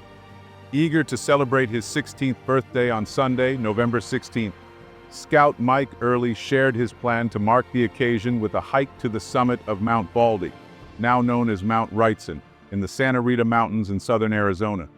Mount Wrightson is the highest peak in the range at 9,456 feet or 2,882 meters. It's a popular destination for hikers, offering challenging trails with stunning views of the surrounding Sonoran Desert and the rolling mountains. The Old Baldy Trail is the most popular and direct route to the summit. It's about 5.4 miles one way with an elevation gain of over 4,000 feet, making it a strenuous hike. Weather can change rapidly, especially during the monsoon season in the summer. Winter months can bring snow and ice, making the trails slippery and dangerous for unprepared hikers. Steep sections and switchbacks can be hazardous, particularly in bad weather. Mike Early and fellow scout Lou Burgess planned to start the hike on Saturday, November 15th, trekking from Madera Canyon to the site of the former fire lookout and returning to camp overnight in Madera Canyon. While Mike had previously hiked as far as Josephine Saddle, this would be his first time venturing beyond, making it a significant achievement for his birthday. Several other scouts expressed interest in joining the hike, and it was agreed that those who could get parental permission would gather at the Early residence with their gear at 10 a.m. on Saturday. On Saturday morning, November 16th, 6 boys gathered at the Early residence. Mike Early, who would turn 16 the next day, Michael Lanu, age 13, Lou Burgess, age 16, and Ralph Coltrane, age 12, David Greenberg, age 12, and Ron Sepulveda, age 11. On Saturday, November 15, 1958, the 6 boys loaded their gear into the Early family's Studebaker, and John Early, Mike's father, drove them toward Madera Canyon. The weather forecast looked promising, making it an ideal day for hiking. However, Lou Burgess had noticed a reddish tint in the sky that morning, recalling the old sailors saying, "Red sky in morning, sailor take warning." He mentioned it to Mike, but Mike laughed it off. They arrived at Madera Canyon around noon, and instead of driving all the way to the trailhead, John dropped the boys off at Madera Lodge, promising to pick them up the following day in time for the birthday celebrations. Once John left, the boys gathered their gear and headed to the Baldy trailhead, where they planned to set up their base camp. After about a half hour of hiking, they reached their campsite at the far end of the picnic area and began setting up. Mike Early, David Greenberg, and Ronnie Sepulveda pitched their tents while Lou Burgess strung his hammock between 2 trees. Ralph Coltrane and Michael Lanu built a makeshift shelter using a picnic table and a half tent that Michael had brought. With their camp set, the boys sat down for lunch before beginning their hike. They would hike on the Old Baldy Wilderness Trail, a picturesque hike through densely wooded lower slopes, and then onto the rocky crags in the higher reaches of the mountain. While the hike is somewhat challenging, the trail ordinarily is not considered to be a dangerous one. Overheating and lack of water are the usual concerns of southern Arizona hikers. Blizzards and Arctic weather are unheard of in the mild desert autumn, even at these heights. The weather forecast that morning was good. By all accounts, it was a perfect day for hiking. At around 1:15 p.m. on Saturday, November 15, 1958, Mike blew his whistle to gather the boys for the hike up the Baldy Trail, advising them to bring water and snacks. The temperature was a cool 56 degrees Fahrenheit. They hiked at a steady pace, stopping periodically to rest and take in the surroundings. About 2 hours later, they reached Josephine Saddle, where they had a break. Above Josephine Saddle, the Baldy Trail passes through 2 relatively flat areas before a long straight stretch leading to the switchbacks below Bellows Spring. The boys paused briefly near the first flat area, then continued, reaching the long straight stretch of the trail. As the boys continued their hike, they noticed massive clouds descending from above, darkening and swirling around the mountaintop. Rather than feeling alarmed, the scouts were intrigued by the unusual cloud formations. Ralph, stopping to take in the scene, thought, "It's looking a little spooky." But unaware of the danger the clouds posed, he was more excited by the idea of climbing higher and walking into them. The looming peak, appearing deceptively close, drew them further upward, fueling their desire to reach the summit. Unfortunately, as the day wore on, so did the boys. As they neared their goal, the trail grew steeper, and their leg muscles began to ache. Staring at sheer drop-offs hundreds of feet below, they slowed their pace. The air became noticeably cooler and the wind began to pick up. Unbeknownst to them, conditions on the mountain were quickly deteriorating. During frequent rest stops, the scouts started to feel the cold seeping through their light jackets. Still, the group pressed on, each step becoming more grueling, especially for the younger boys. The strain took its toll on 11-year-old Ronnie, who, suffering from painful blisters, finally declared he couldn't continue. So it was decided he would wait while the others continued. However, as soon as they disappeared around the bend, Ron began to scream about being left alone. At first, Ronnie agreed, but as he watched his friends disappear around the next bend, he grew frightened. Lou Burgess stopped the group and they decided Ralph Coltrane would stay with Ron. Lou assured them they'd return in half an hour while the remaining 4 boys continued up the trail.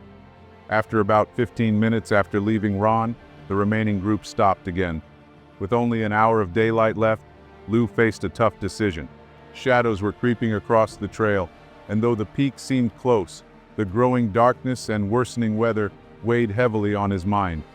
Lou noticed he was also showing signs of fatigue. Their original plan to reach the summit had become flawed.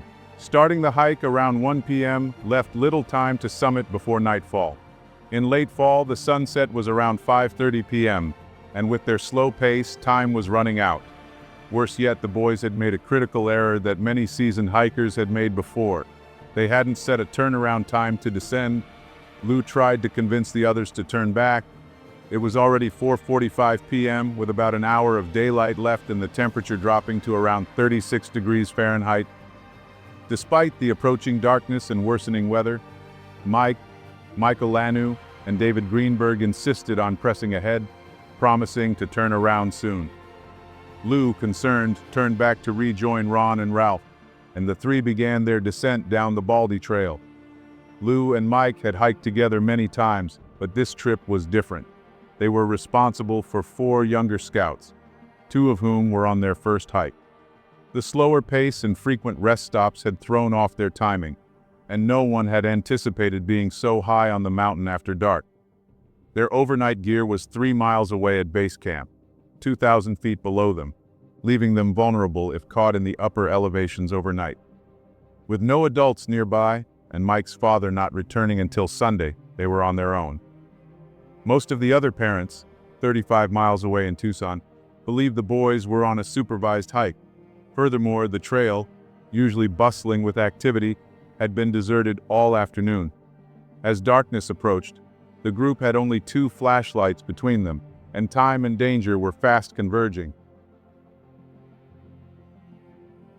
Lou returned to where he had left Ralph and Ron and began descending toward their base camp. By the time they reached Josephine's Saddle, night had fallen, and clouds obscured the valley lights. With only 1 flashlight, they carefully made their way back to their campsite in Madera Canyon, arriving around 7:30 p.m. In total darkness, Lou, Ralph, and Ronnie reached their base camp as the nasty weather grew colder and windier. Utterly exhausted, each scout retreated to his sleeping spot to recover and await the others. Ronnie crawled under the tent he shared with David Greenberg, while Ralph tucked himself under the picnic table to wait for Michael Lanu. A weary Lou sank into his hammock. As they settled in, each was lost in thought, wondering what might be happening above them on the dark mountain. Ralph figured the other scouts were anywhere from 30 minutes to 2 hours behind them. Lou, however, was more cautious. Knowing Mike's determination to reach the summit, he suspected they had pushed on, despite his advice to stop. If that were the case, it might be 4 or 5 more hours before they returned to camp. They waited to hear the sound of footsteps or the chatter of their friends coming down the mountain. But there was only silence. Growing more concerned, they remained on alert for the slightest sound. Anything. Around 9 p.m., freezing rain began to fall, turning into a heavy downpour. Drenched in the rain, Lou retreated to Mike Early's tent. By midnight, the temperature had dropped to near freezing, and the rain had turned to snow, yet the other 3 boys had still not returned.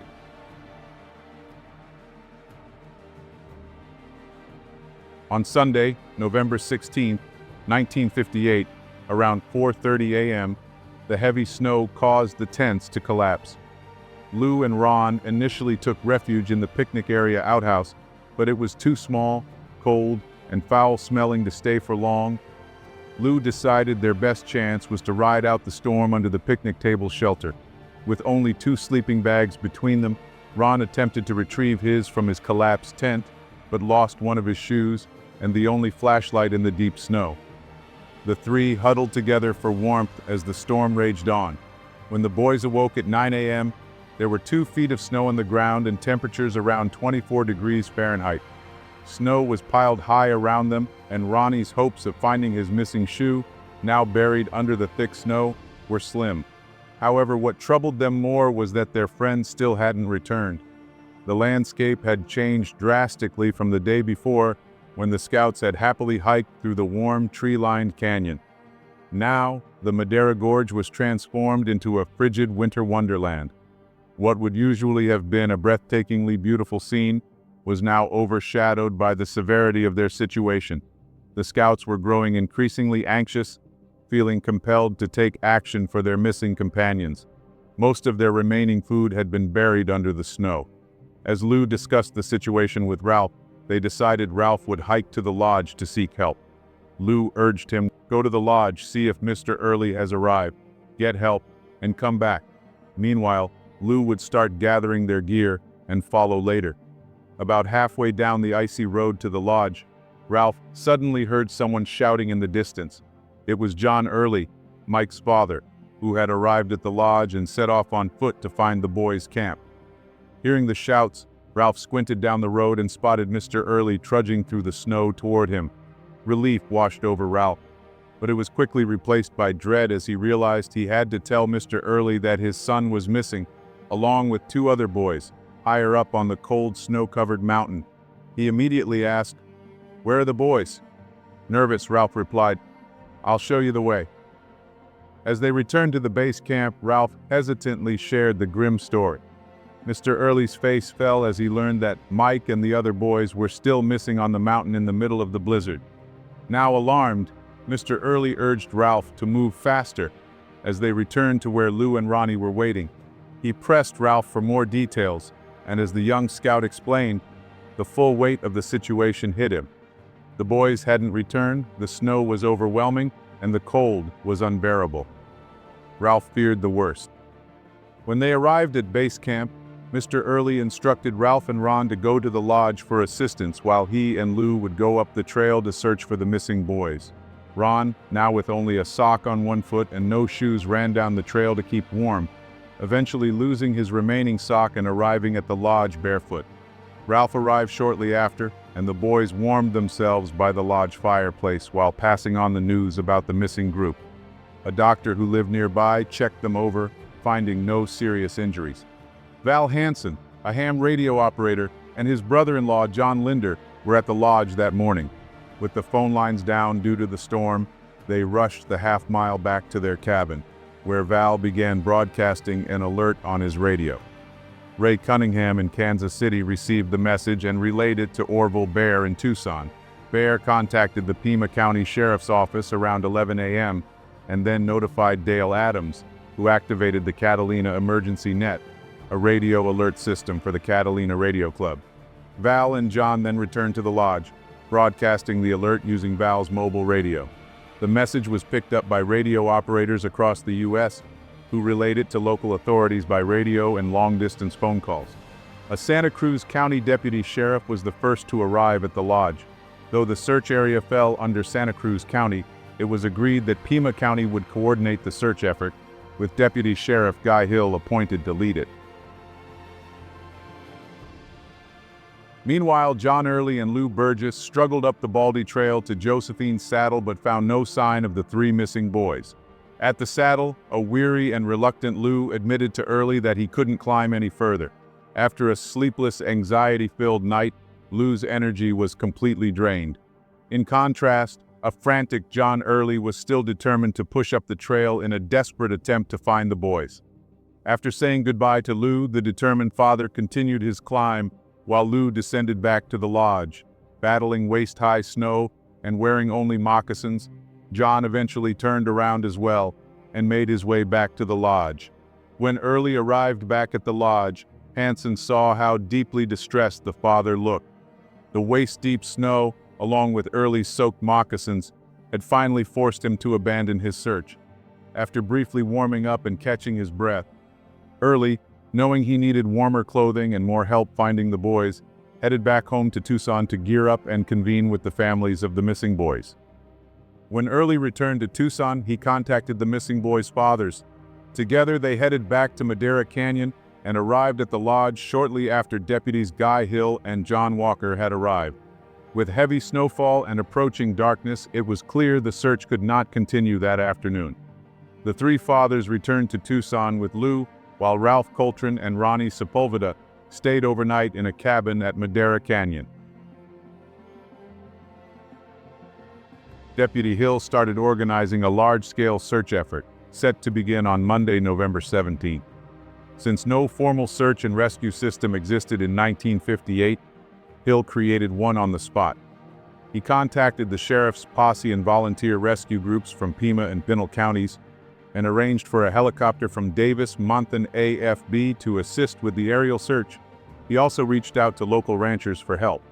On Monday, November 17th, Deputy Hill convened a meeting of searchers at 7:30 a.m. at the Pima County Courthouse to provide updates and organize the search effort. He then boarded a helicopter at Davis Monthan AFB to begin an aerial search. Meanwhile, Pima County Sheriff James Clark assumed command of the search headquarters at Madera Lodge.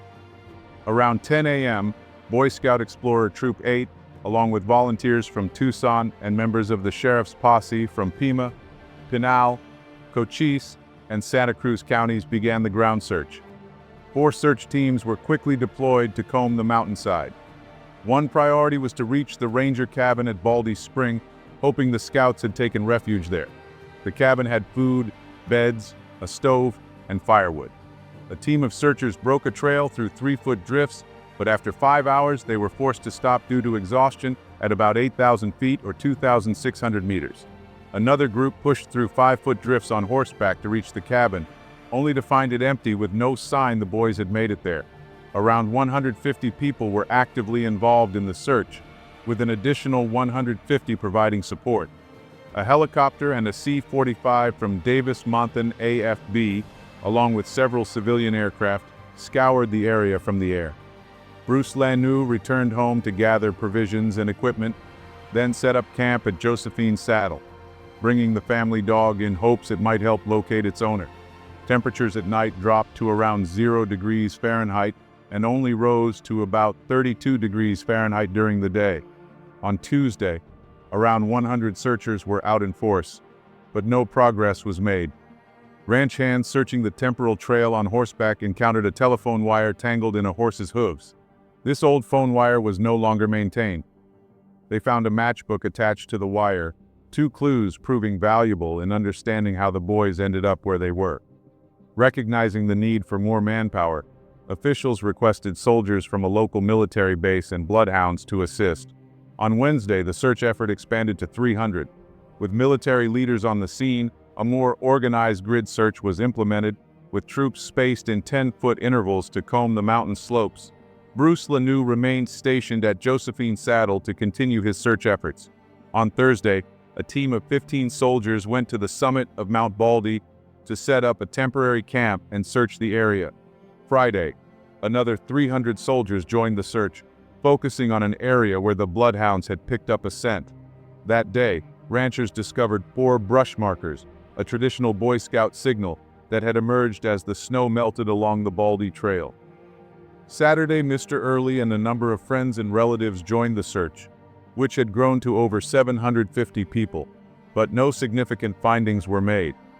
Sunday, November 24, 1958, searchers discovered remnants of a small fire along the Baldy Trail below Baldy Saddle, with evidence that someone had tried to start it using sticks, branches, and a Kleenex similar to the one David Greenberg carried. The Kleenex was only slightly singed. That evening, Sheriff Clark called off the bulk of the search, leaving 3 deputies to oversee further efforts as the snow melted. They would continue on for days with no sign of the boys, and on Monday, December 1, 1958, officials decided Thursday would be the final day of the search. For 19 days, the boys had been lost in the mountains, hidden by snow and rugged terrain, evading all search efforts. As the official search entered its final day, the fathers of the missing boys joined, climbing the steep path to Josephine's Saddle, where Santa Cruz Deputy Sheriff Jack Sullivan organized the final push. Alongside him was rancher Mike Nagy, who had dedicated himself to the search, using horses, mules, helicopters, and even his own plane. On this last day, Nagy rode his Palomino horse, J. Little Palo, up the Josephine Trail. Near Macbeth Springs Creek, the horse suddenly stopped, its ears flicking and nostrils flaring. Sensing something unusual, Nagy called for nearby soldiers to investigate. A few minutes later, Privates John B. McKenna and Kelly Kinzer spotted something unusual and cautiously descended the slope to investigate. The steep terrain, slick with mud and patches of snow, angled sharply at nearly 45 degrees. One of the soldiers lost his footing, tumbling uncontrollably about 100 feet into the dense brush below. His fall came to an abrupt stop when he landed on something unexpected. A strange, musky odor filled the air. As he looked closer at what had broken his fall, he gasped. It was the decomposing body of 12-year-old David Greenberg. Shuddering at the grim discovery, he called out to his companion. The soldiers immediately called out to Nagy. While waiting for him to arrive, they carefully combed the area, searching for the other missing boys. Hearing their calls, Mike rushed to the scene and slid down the slope. Kneeling beside the body, he confirmed it was one of the boys. Rising to his feet, he fired 2 quick shots into the air, the prearranged signal. It had been 19 long days, but the search was nearing its end. Energized, Mike waited a few moments and fired 2 more shots, ensuring the message reached everyone. The sound of gunshots echoed eerily through the canyons. At Josephine's Saddle, the waiting fathers froze, their hearts gripped by a mixture of fear and hope. They knew deep down that this marked the end of the search for their sons. At the site where the body had been found, Nagy carefully examined the remains of the first boy. Leaving the small, lifeless form in the hands of the soldiers, Nagy made his way back to the saddle, aware that the fathers were anxiously awaiting news. After taking a deep breath, he told them a boy's body had been found. Understanding the father's potential desire to rush to the scene, Nagy calmly urged them to return to the lodge and wait for further details, ensuring the recovery process could proceed without interruption. As Mike spoke, he avoided revealing which boy had been found. Yet, as David Greenberg Sr. made his way slowly down the steep trail, he felt a deep premonition that the body belonged to his son. His dread was later confirmed. Once the first body had been discovered, it took only minutes for the searchers to find the others nearby. They also came across a crude fire ring encircled by rocks, with David Greenberg's hatchet lying nearby and a scabbard mysteriously resting in the middle of the ring. The boys had not only built a fire but also fashioned a simple lean-to out of pine branches to shield themselves from the rain and snow. They had huddled together, waiting for a rescue that never came. Yet their bodies were found scattered. David Greenberg was discovered just 12 feet from the fire, Mike Early 75 feet farther down, and Michael Lanou another 100 feet below him. Searchers surmised that the bodies had shifted, either due to the melting snow on the steep slope or perhaps disturbed by animals. On Sunday, during a brief window of clear weather in the morning, it was concluded that the boys likely fell asleep when the temperatures dropped drastically overnight, and they perished during the early hours of Monday. The cover provided by the tree they were under made it difficult for searchers to spot them from the air. Deputy Guy Hill later confirmed this, noting that he had flown over the area in a helicopter on Monday but had seen nothing. As body bags were lowered from the hovering helicopter, the soldiers recovered the bodies and loaded them onto a litter. 6 soldiers then carried the remains. Before leaving the area, they built small cairns of rocks at each death site and placed crude wooden crosses on top.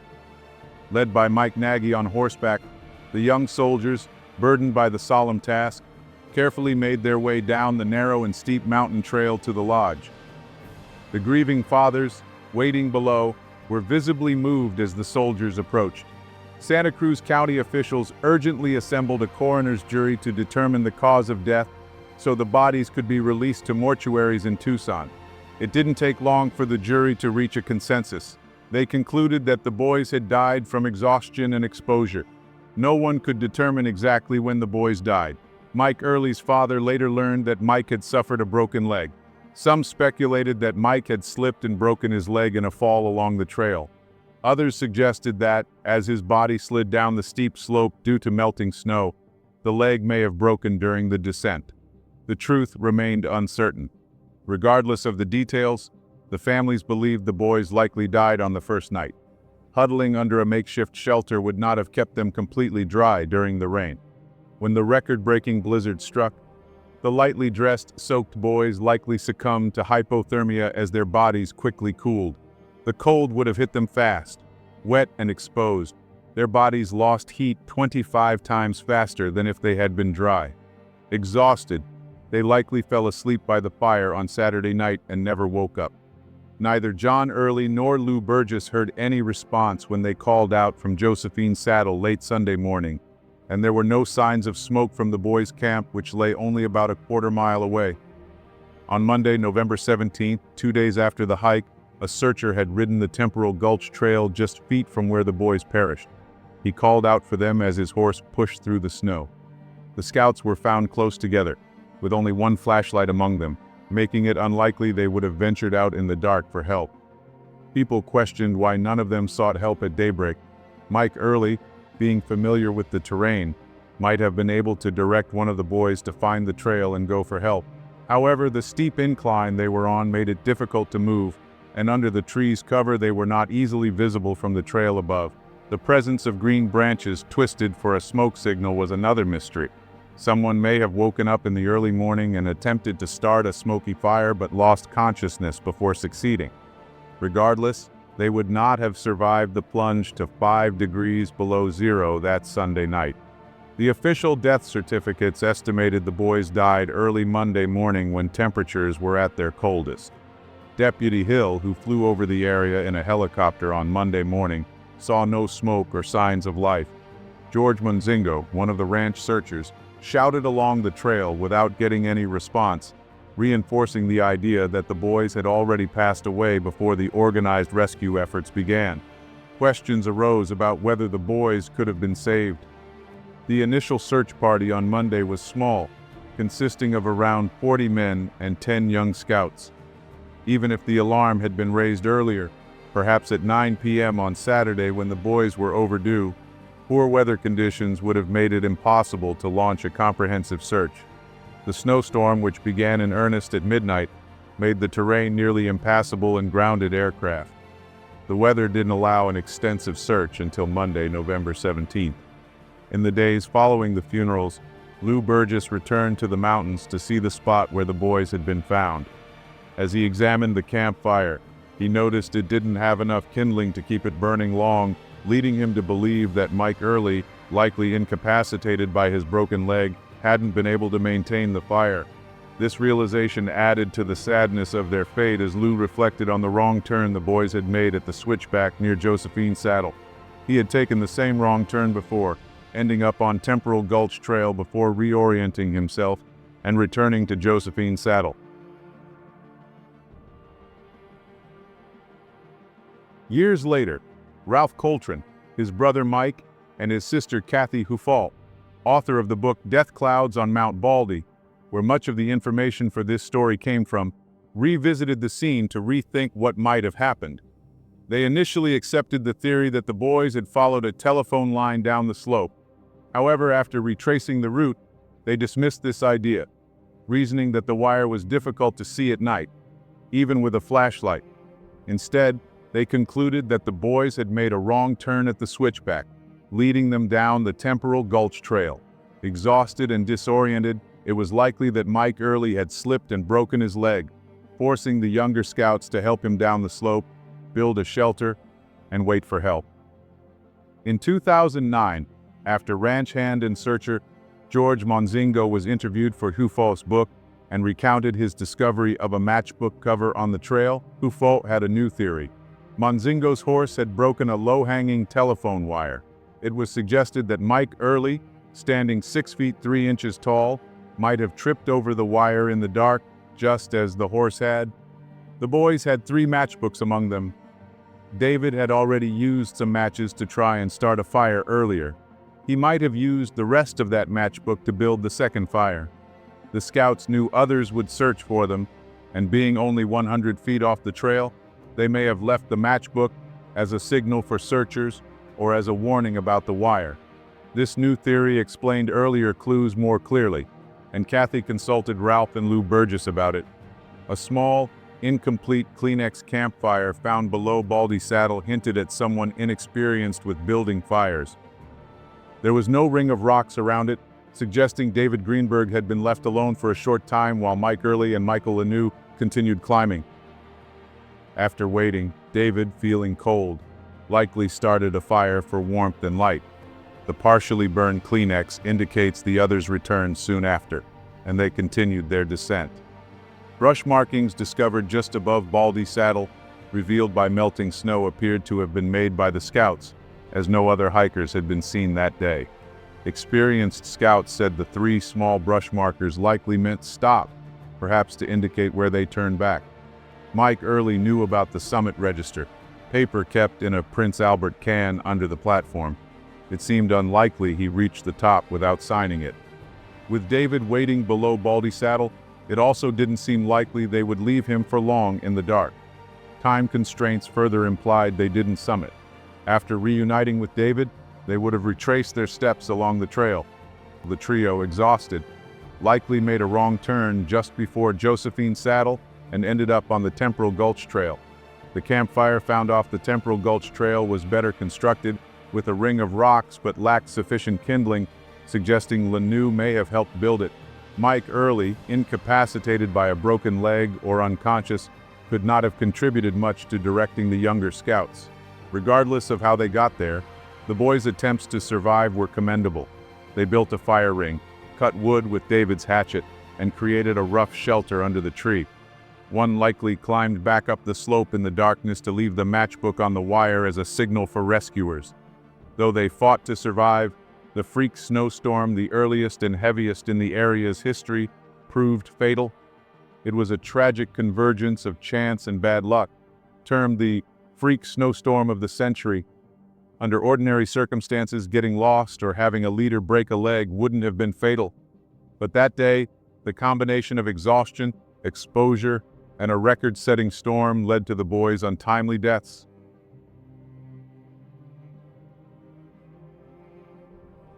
The discovery of the boys' bodies sent shockwaves through the community.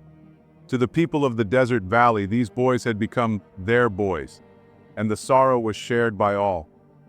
The search and rescue volunteers undertook a valiant and extensive operation, one of the largest in Arizona history. Recognizing the need for a formalized organization, the Southern Arizona Rescue Association, which previously focused mainly on building evacuations, was expanded in response to the tragic deaths of the boys. This transformation helped Sarah become a nationally recognized nonprofit organization providing professional ground-based search and rescue services throughout Southern Arizona, a mission it continues to uphold today. Preparations for the funerals began swiftly. Catholic schools released their students to attend the services, which were packed with young people mourning the loss of their friends. Eddie Castro, a scout from Troop 70, silently entered All Saints Church in his scout uniform as a mark of respect. Moved by his example, other troop members rushed home to don their uniforms and return to the church for the service, paying their final respects. The loss of their lives remains a heartbreaking and inconsolable tragedy, etched in the memories of all who knew them. For those 3 young Boy Scouts, their journey, one filled with hope, courage, and youthful adventure, ended far too soon on that cold mountainside.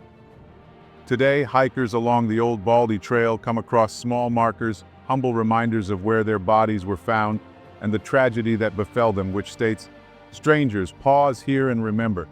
David Greenberg, 12, Mike Early, 16, and Michael J. Lanou, 13, November 15, 1958, who passed to a better place." They serve as a reminder to all who pass that these boys once walked this very path, full of dreams and ambitions, unaware of the fate that awaited them on Mount Baldy.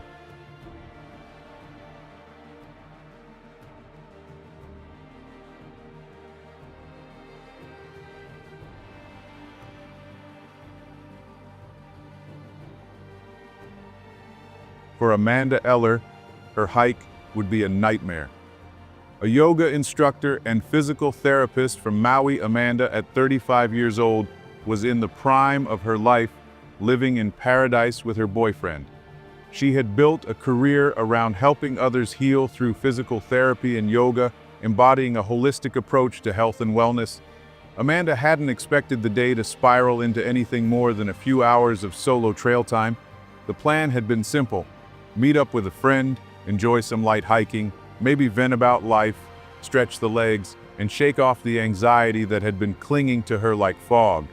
But on the morning of May 8, 2019, her phone buzzed with a sudden change of plans. Her friend's voice cracked over the line.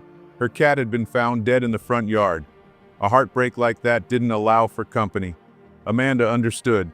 She texted back a few words of comfort, then sat there in silence, feeling a weight she couldn't quite name. Still, she didn't want to stay cooped up in the apartment.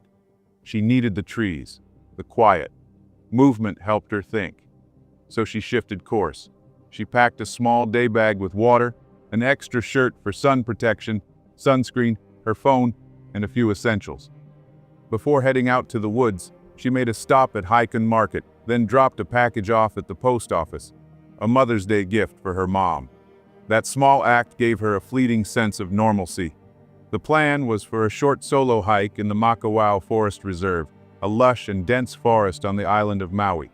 The forest, renowned for its serene hiking trails and breathtaking scenic views, was a popular destination for both locals and tourists. Amanda had visited the reserve before and was familiar with its trails. The trailhead was quiet when she arrived.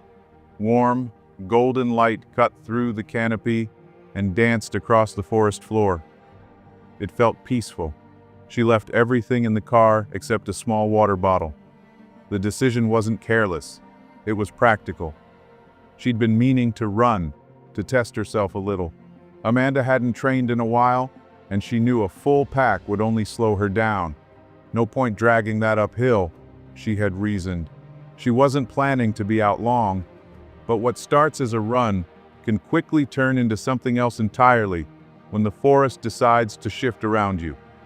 Somewhere along the winding trail, she made a turn she didn't recognize, then another. The path began to twist in strange ways, the familiar becoming foreign, the obvious turning misleading.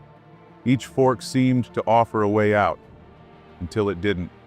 Amanda tried to stay calm, retracing her steps, backtracking, and trying to follow the tree markings, sunlight, or anything else.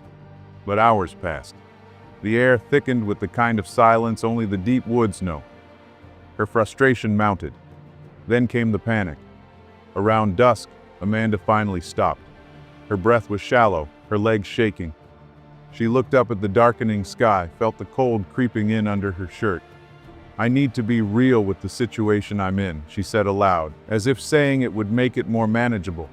It was getting dark, she was alone, and she wasn't getting out tonight. Midnight came, then 1 a.m. She was still walking, still hoping the next bend would reveal something familiar. But now, strange things began to happen. Her mind, dehydrated and exhausted, started producing flickers at the edges of her vision, shapes, shadows, things that didn't belong.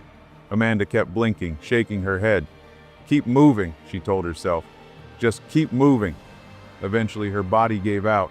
Somewhere along what looked like a boar path, she lay down. The ground was wet. She pulled leaves together to make a barrier against the mud, then used more to cover herself. Light rain began to fall, cold pinpricks on her face.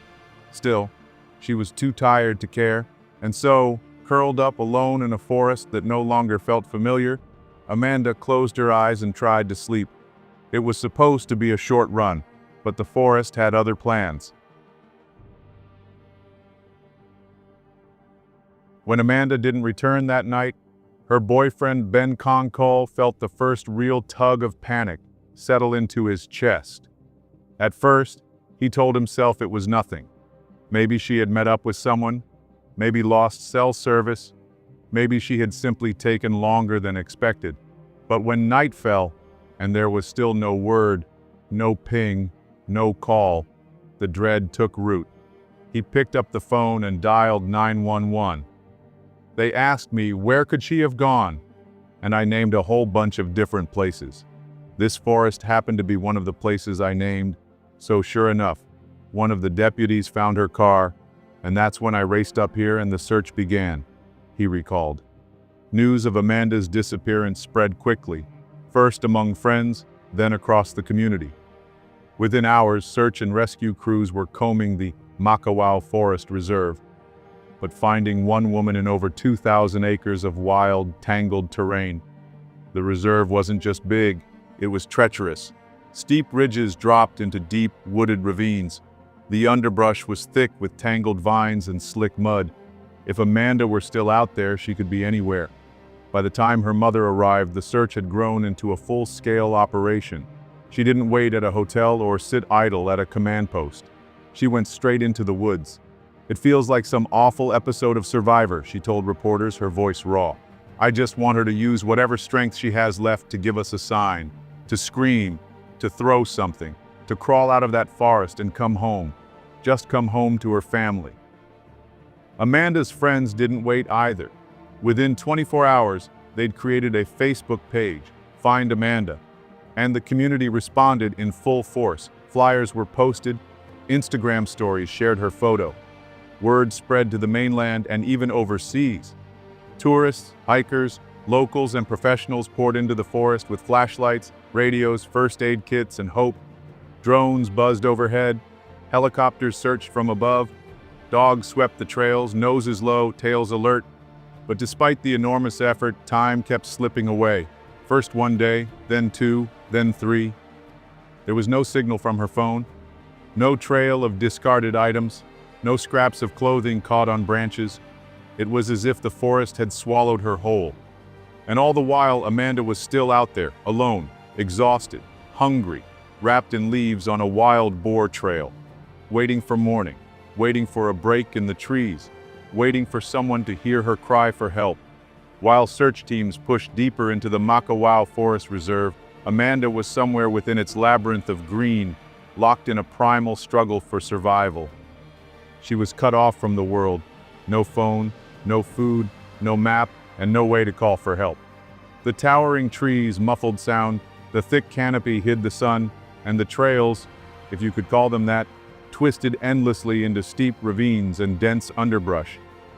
Amanda was alone, invisible to the helicopters overhead and unknown to the dozens of boots searching the terrain just a few ridgelines away. But she wasn't without resolve. Amanda's background as a yoga instructor and physical therapist gave her an unusual edge. Not in brute strength, but in awareness. She understood her body, knew when to push and when to rest, and how to breathe through fear instead of letting it take over. In those first critical days, that grounding, both mental and physical, was all she had. Dehydration hit first. She knew that 3 days without water could kill a person, and even less in the heat. She stumbled through dense foliage, searching desperately for sound, listening for the trickle of running water. Eventually, she found a narrow stream, half hidden beneath vines and overgrowth became her lifeline. She drank carefully, not knowing how clean it was, but grateful for every drop. It kept her going, but the lack of food began to hollow her out. Amanda foraged for anything she recognized: wild berries, edible greens, and unripe fruit. Hunger gnawed at her constantly, a dull ache that grew sharper with each passing hour. She wrapped herself in the shirt she'd brought, shielding her arms from the burning sun during the day and the cold at night. She scavenged leaves and branches to build crude bedding on the damp jungle floor. She slipped more than once down muddy slopes, across moss-covered rocks, scraping her arms and legs, tearing at her already weakened body. Amanda trekked 30 miles in the first 3 days through the thick jungle, army crawling and just trying to stay alive. Amanda sustained several injuries while navigating the rough terrain, including severe sunburn, insect bites, and cuts from sharp rocks and plants. She also lost a significant amount of weight due to the lack of food, and her energy levels plummeted as the days went by. Despite these hardships, Amanda remained determined to survive. Dehydration was settling in, she needed more water. Then she saw the lifeline, a waterfall, but required descending over a cliff down into a gully. She knew if she didn't drink soon, the morning might finish her. She held on to ferns as she descended, but they were dead, and she didn't realize until it was too late. My left foot hit a rock and my whole leg was straight when that happened, so it jammed my knee, and then the right leg went into the water. I was screaming, I was very upset, and I dragged myself out of that little pool over to the side of the rocks, and I spent the next 2 days pretty much in that same spot, very little movement, she recalled. The following morning was Mother's Day, and that was when the flood came. Flash floods in Maui take lives every year. Amanda curled into a rocky pocket above the stream, trying to stay dry, but the water kept rising, creeping over the stones until she was sitting in it. Cold, weak, her body refusing to move uphill, she sat in silence. That moment, freezing, powerless, pinned by the current, that was the closest she had ever come to death. She knew it. She could feel it in her bones. If this was it, she told herself, so be it, but something held her together. Everything else had been stripped away. Hope, strength, the future. I was freezing. I couldn't move uphill. I was so weak, and I just said, if this is the way I'm going to go, then so be it, she said. Amanda was now on the brink, and thoughts of letting go crept in, but something kept her tethered. When everything else, her physical strength, her direction, even her hope, was stripped away, Amanda turned inward. She began to whisper to herself, a mantra, something to keep the dark away. Right foot, left foot, I choose life. Right foot, left foot, I choose life. It was all she had, but it was enough. Somewhere, far above her in the trees, people were still calling her name. As the days bled into weeks, the forest seemed to grow quieter, more indifferent. What had once been a pulsing hub of rescue activity began to settle into a grim rhythm. Helicopters still flew overhead and search dogs still scoured ravines, but the spark of urgency had started to dim. No footprints, no scraps of clothing, no cries heard through the trees. In the minds of some, the worst-case scenario began to take root. Amanda Eller was gone, but not everyone accepted that. Her mother, Julia Eller, refused to sit still. Each day, she pushed herself deeper into the reserve, driven by a mixture of maternal instinct and sheer desperation. Her boyfriend, Ben, remained firmly at her side, organizing search maps, coordinating volunteers, rallying the team. They were the faces of persistence, urging the community not to let Amanda fade into memory. Every time someone said, "Maybe it's time to accept it," Julia responded with fire in her voice, "My daughter is out there.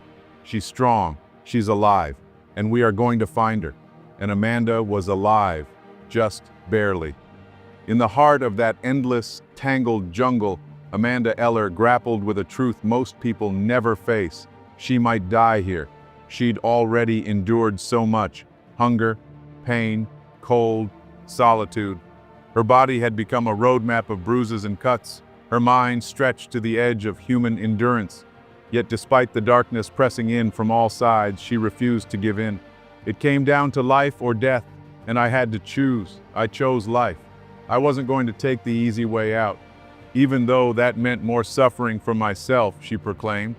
But Amanda also knew something else. If she wanted to be found, she had to get high. She had to get out of the valleys, out of the tree-thick ravines. She had to climb. Her eyes turned toward a towering waterfall she'd passed days earlier. A brutal ascent, especially with an injured leg and no energy to spare, but it was her only shot. If a helicopter came, that's where it would see her. And so she crawled. With her knees scraped raw and her palms burning, she clawed her way up the slick rock face in a bear crawl, dragging her body inch by inch. It wasn't graceful. It wasn't even safe. But somehow she made it. At the top, she collapsed. And then, something strange, something unshakable. I heard it loud and clear, "This is where the helicopter is going to pick you up." And I just trusted it, she proclaimed.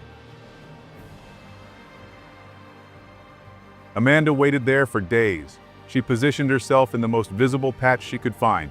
exposed to the sun, the wind, and the rain. Her body was nearly out of fuel.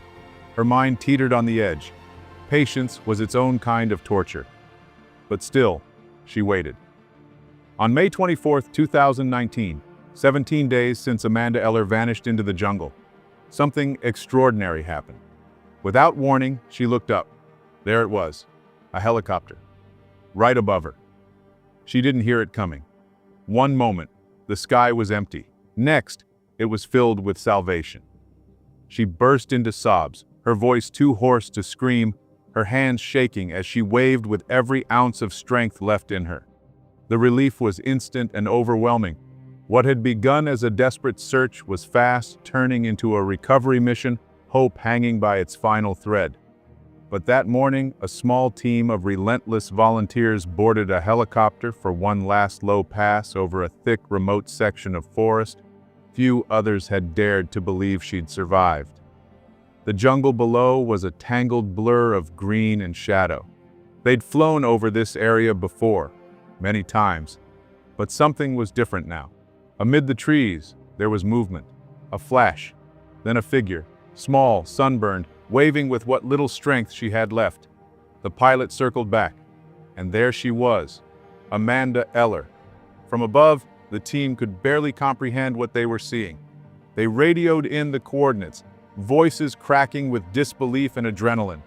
Within minutes, ground crews began pushing their way toward the location, machetes slicing through the dense undergrowth as the forest swallowed light and sound alike.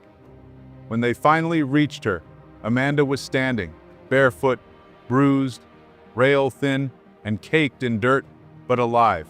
Her feet were shredded. Her body bore the scars of every mile she'd crawled, every night she'd survived.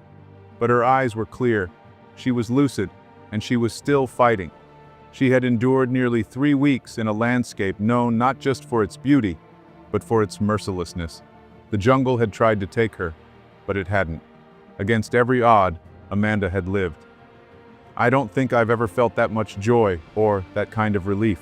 Profound relief, she said, as the helicopter lifted her from the mountain, carrying her away from the green prison that had tested every part of her soul.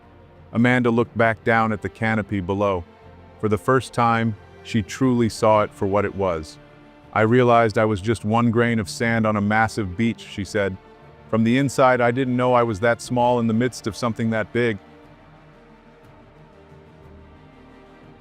Amanda was airlifted to a nearby hospital, her body battered by dehydration, malnutrition, and the countless injuries earned over more than 2 weeks in the wilderness. She was scarred head to toe. Yet despite the physical damage, she greeted her rescuers with a smile. Her spirit hadn't broken. If anything, it had only grown stronger.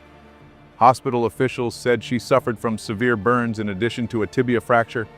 She said she also lost 20 pounds, was dehydrated, and had severe cellulitis to the point where they thought they may have had to amputate her foot.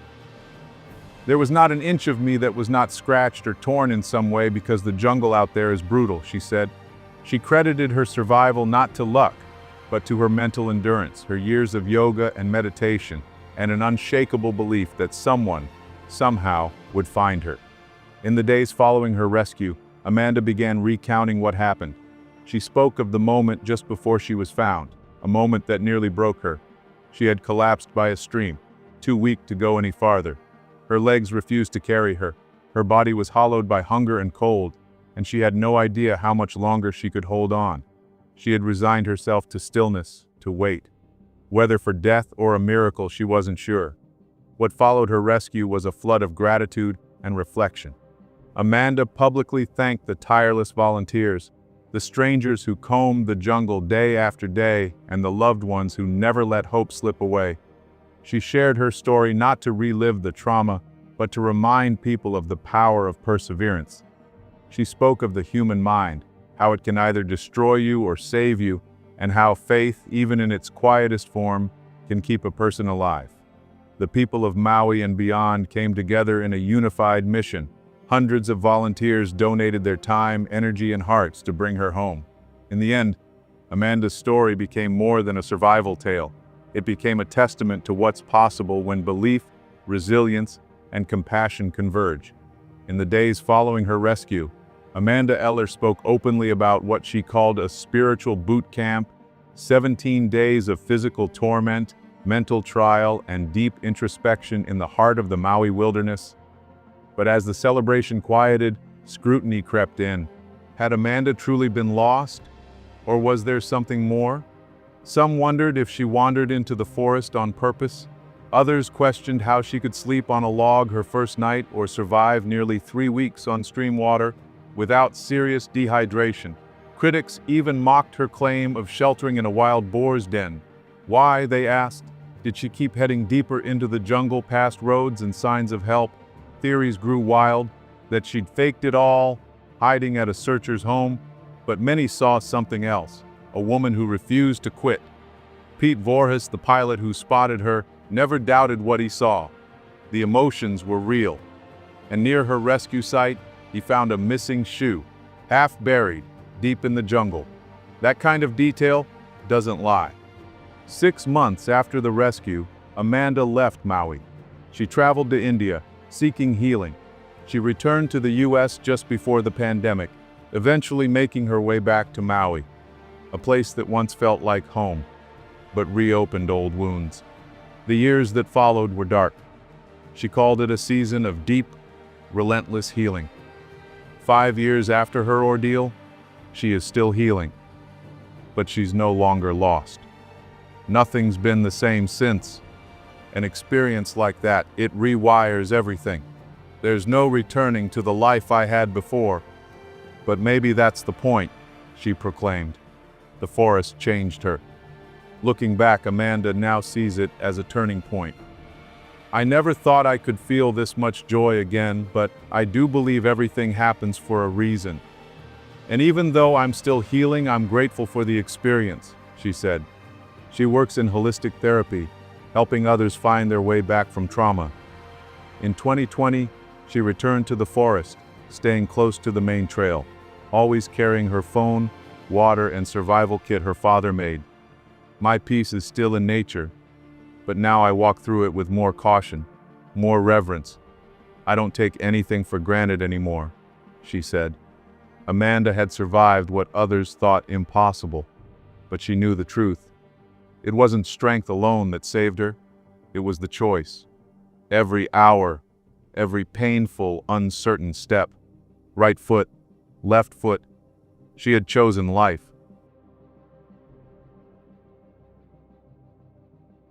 The wilderness does not hate you. That would require care.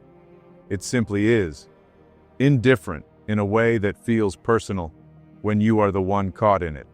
Some make it back. They learn what the trail tried to teach them. They carry it with them after. A quiet respect, a sharper eye, a willingness to turn around when the line begins to blur. Then there are the ones who don't make it. They pay for a mistake in full. No lesson carried home. That is the hard truth in these stories. They went out for something simple, a trail they thought they knew, a walk that felt easy, something familiar. Then something shifted. They lost the trail, the weather turned. Time moved faster than they did. Some of it was an honest error. Some of it was overconfidence. It does not always look reckless when it begins, and still, it ends the same. No one goes out there expecting not to return. No one deserves that end for something as human as wanting to be outside. But the land does not weigh fairness. It does not measure intent. It only responds. Nature is there to be experienced. It gives more than most places ever will. But it asks something in return. Attention, respect, a willingness to turn back when the line starts to blur. You prepare as if you may be out longer than you planned. You carry what you need. You watch the sky. You listen to the quiet when it changes. Because an outdoor disaster does not wait for a better time.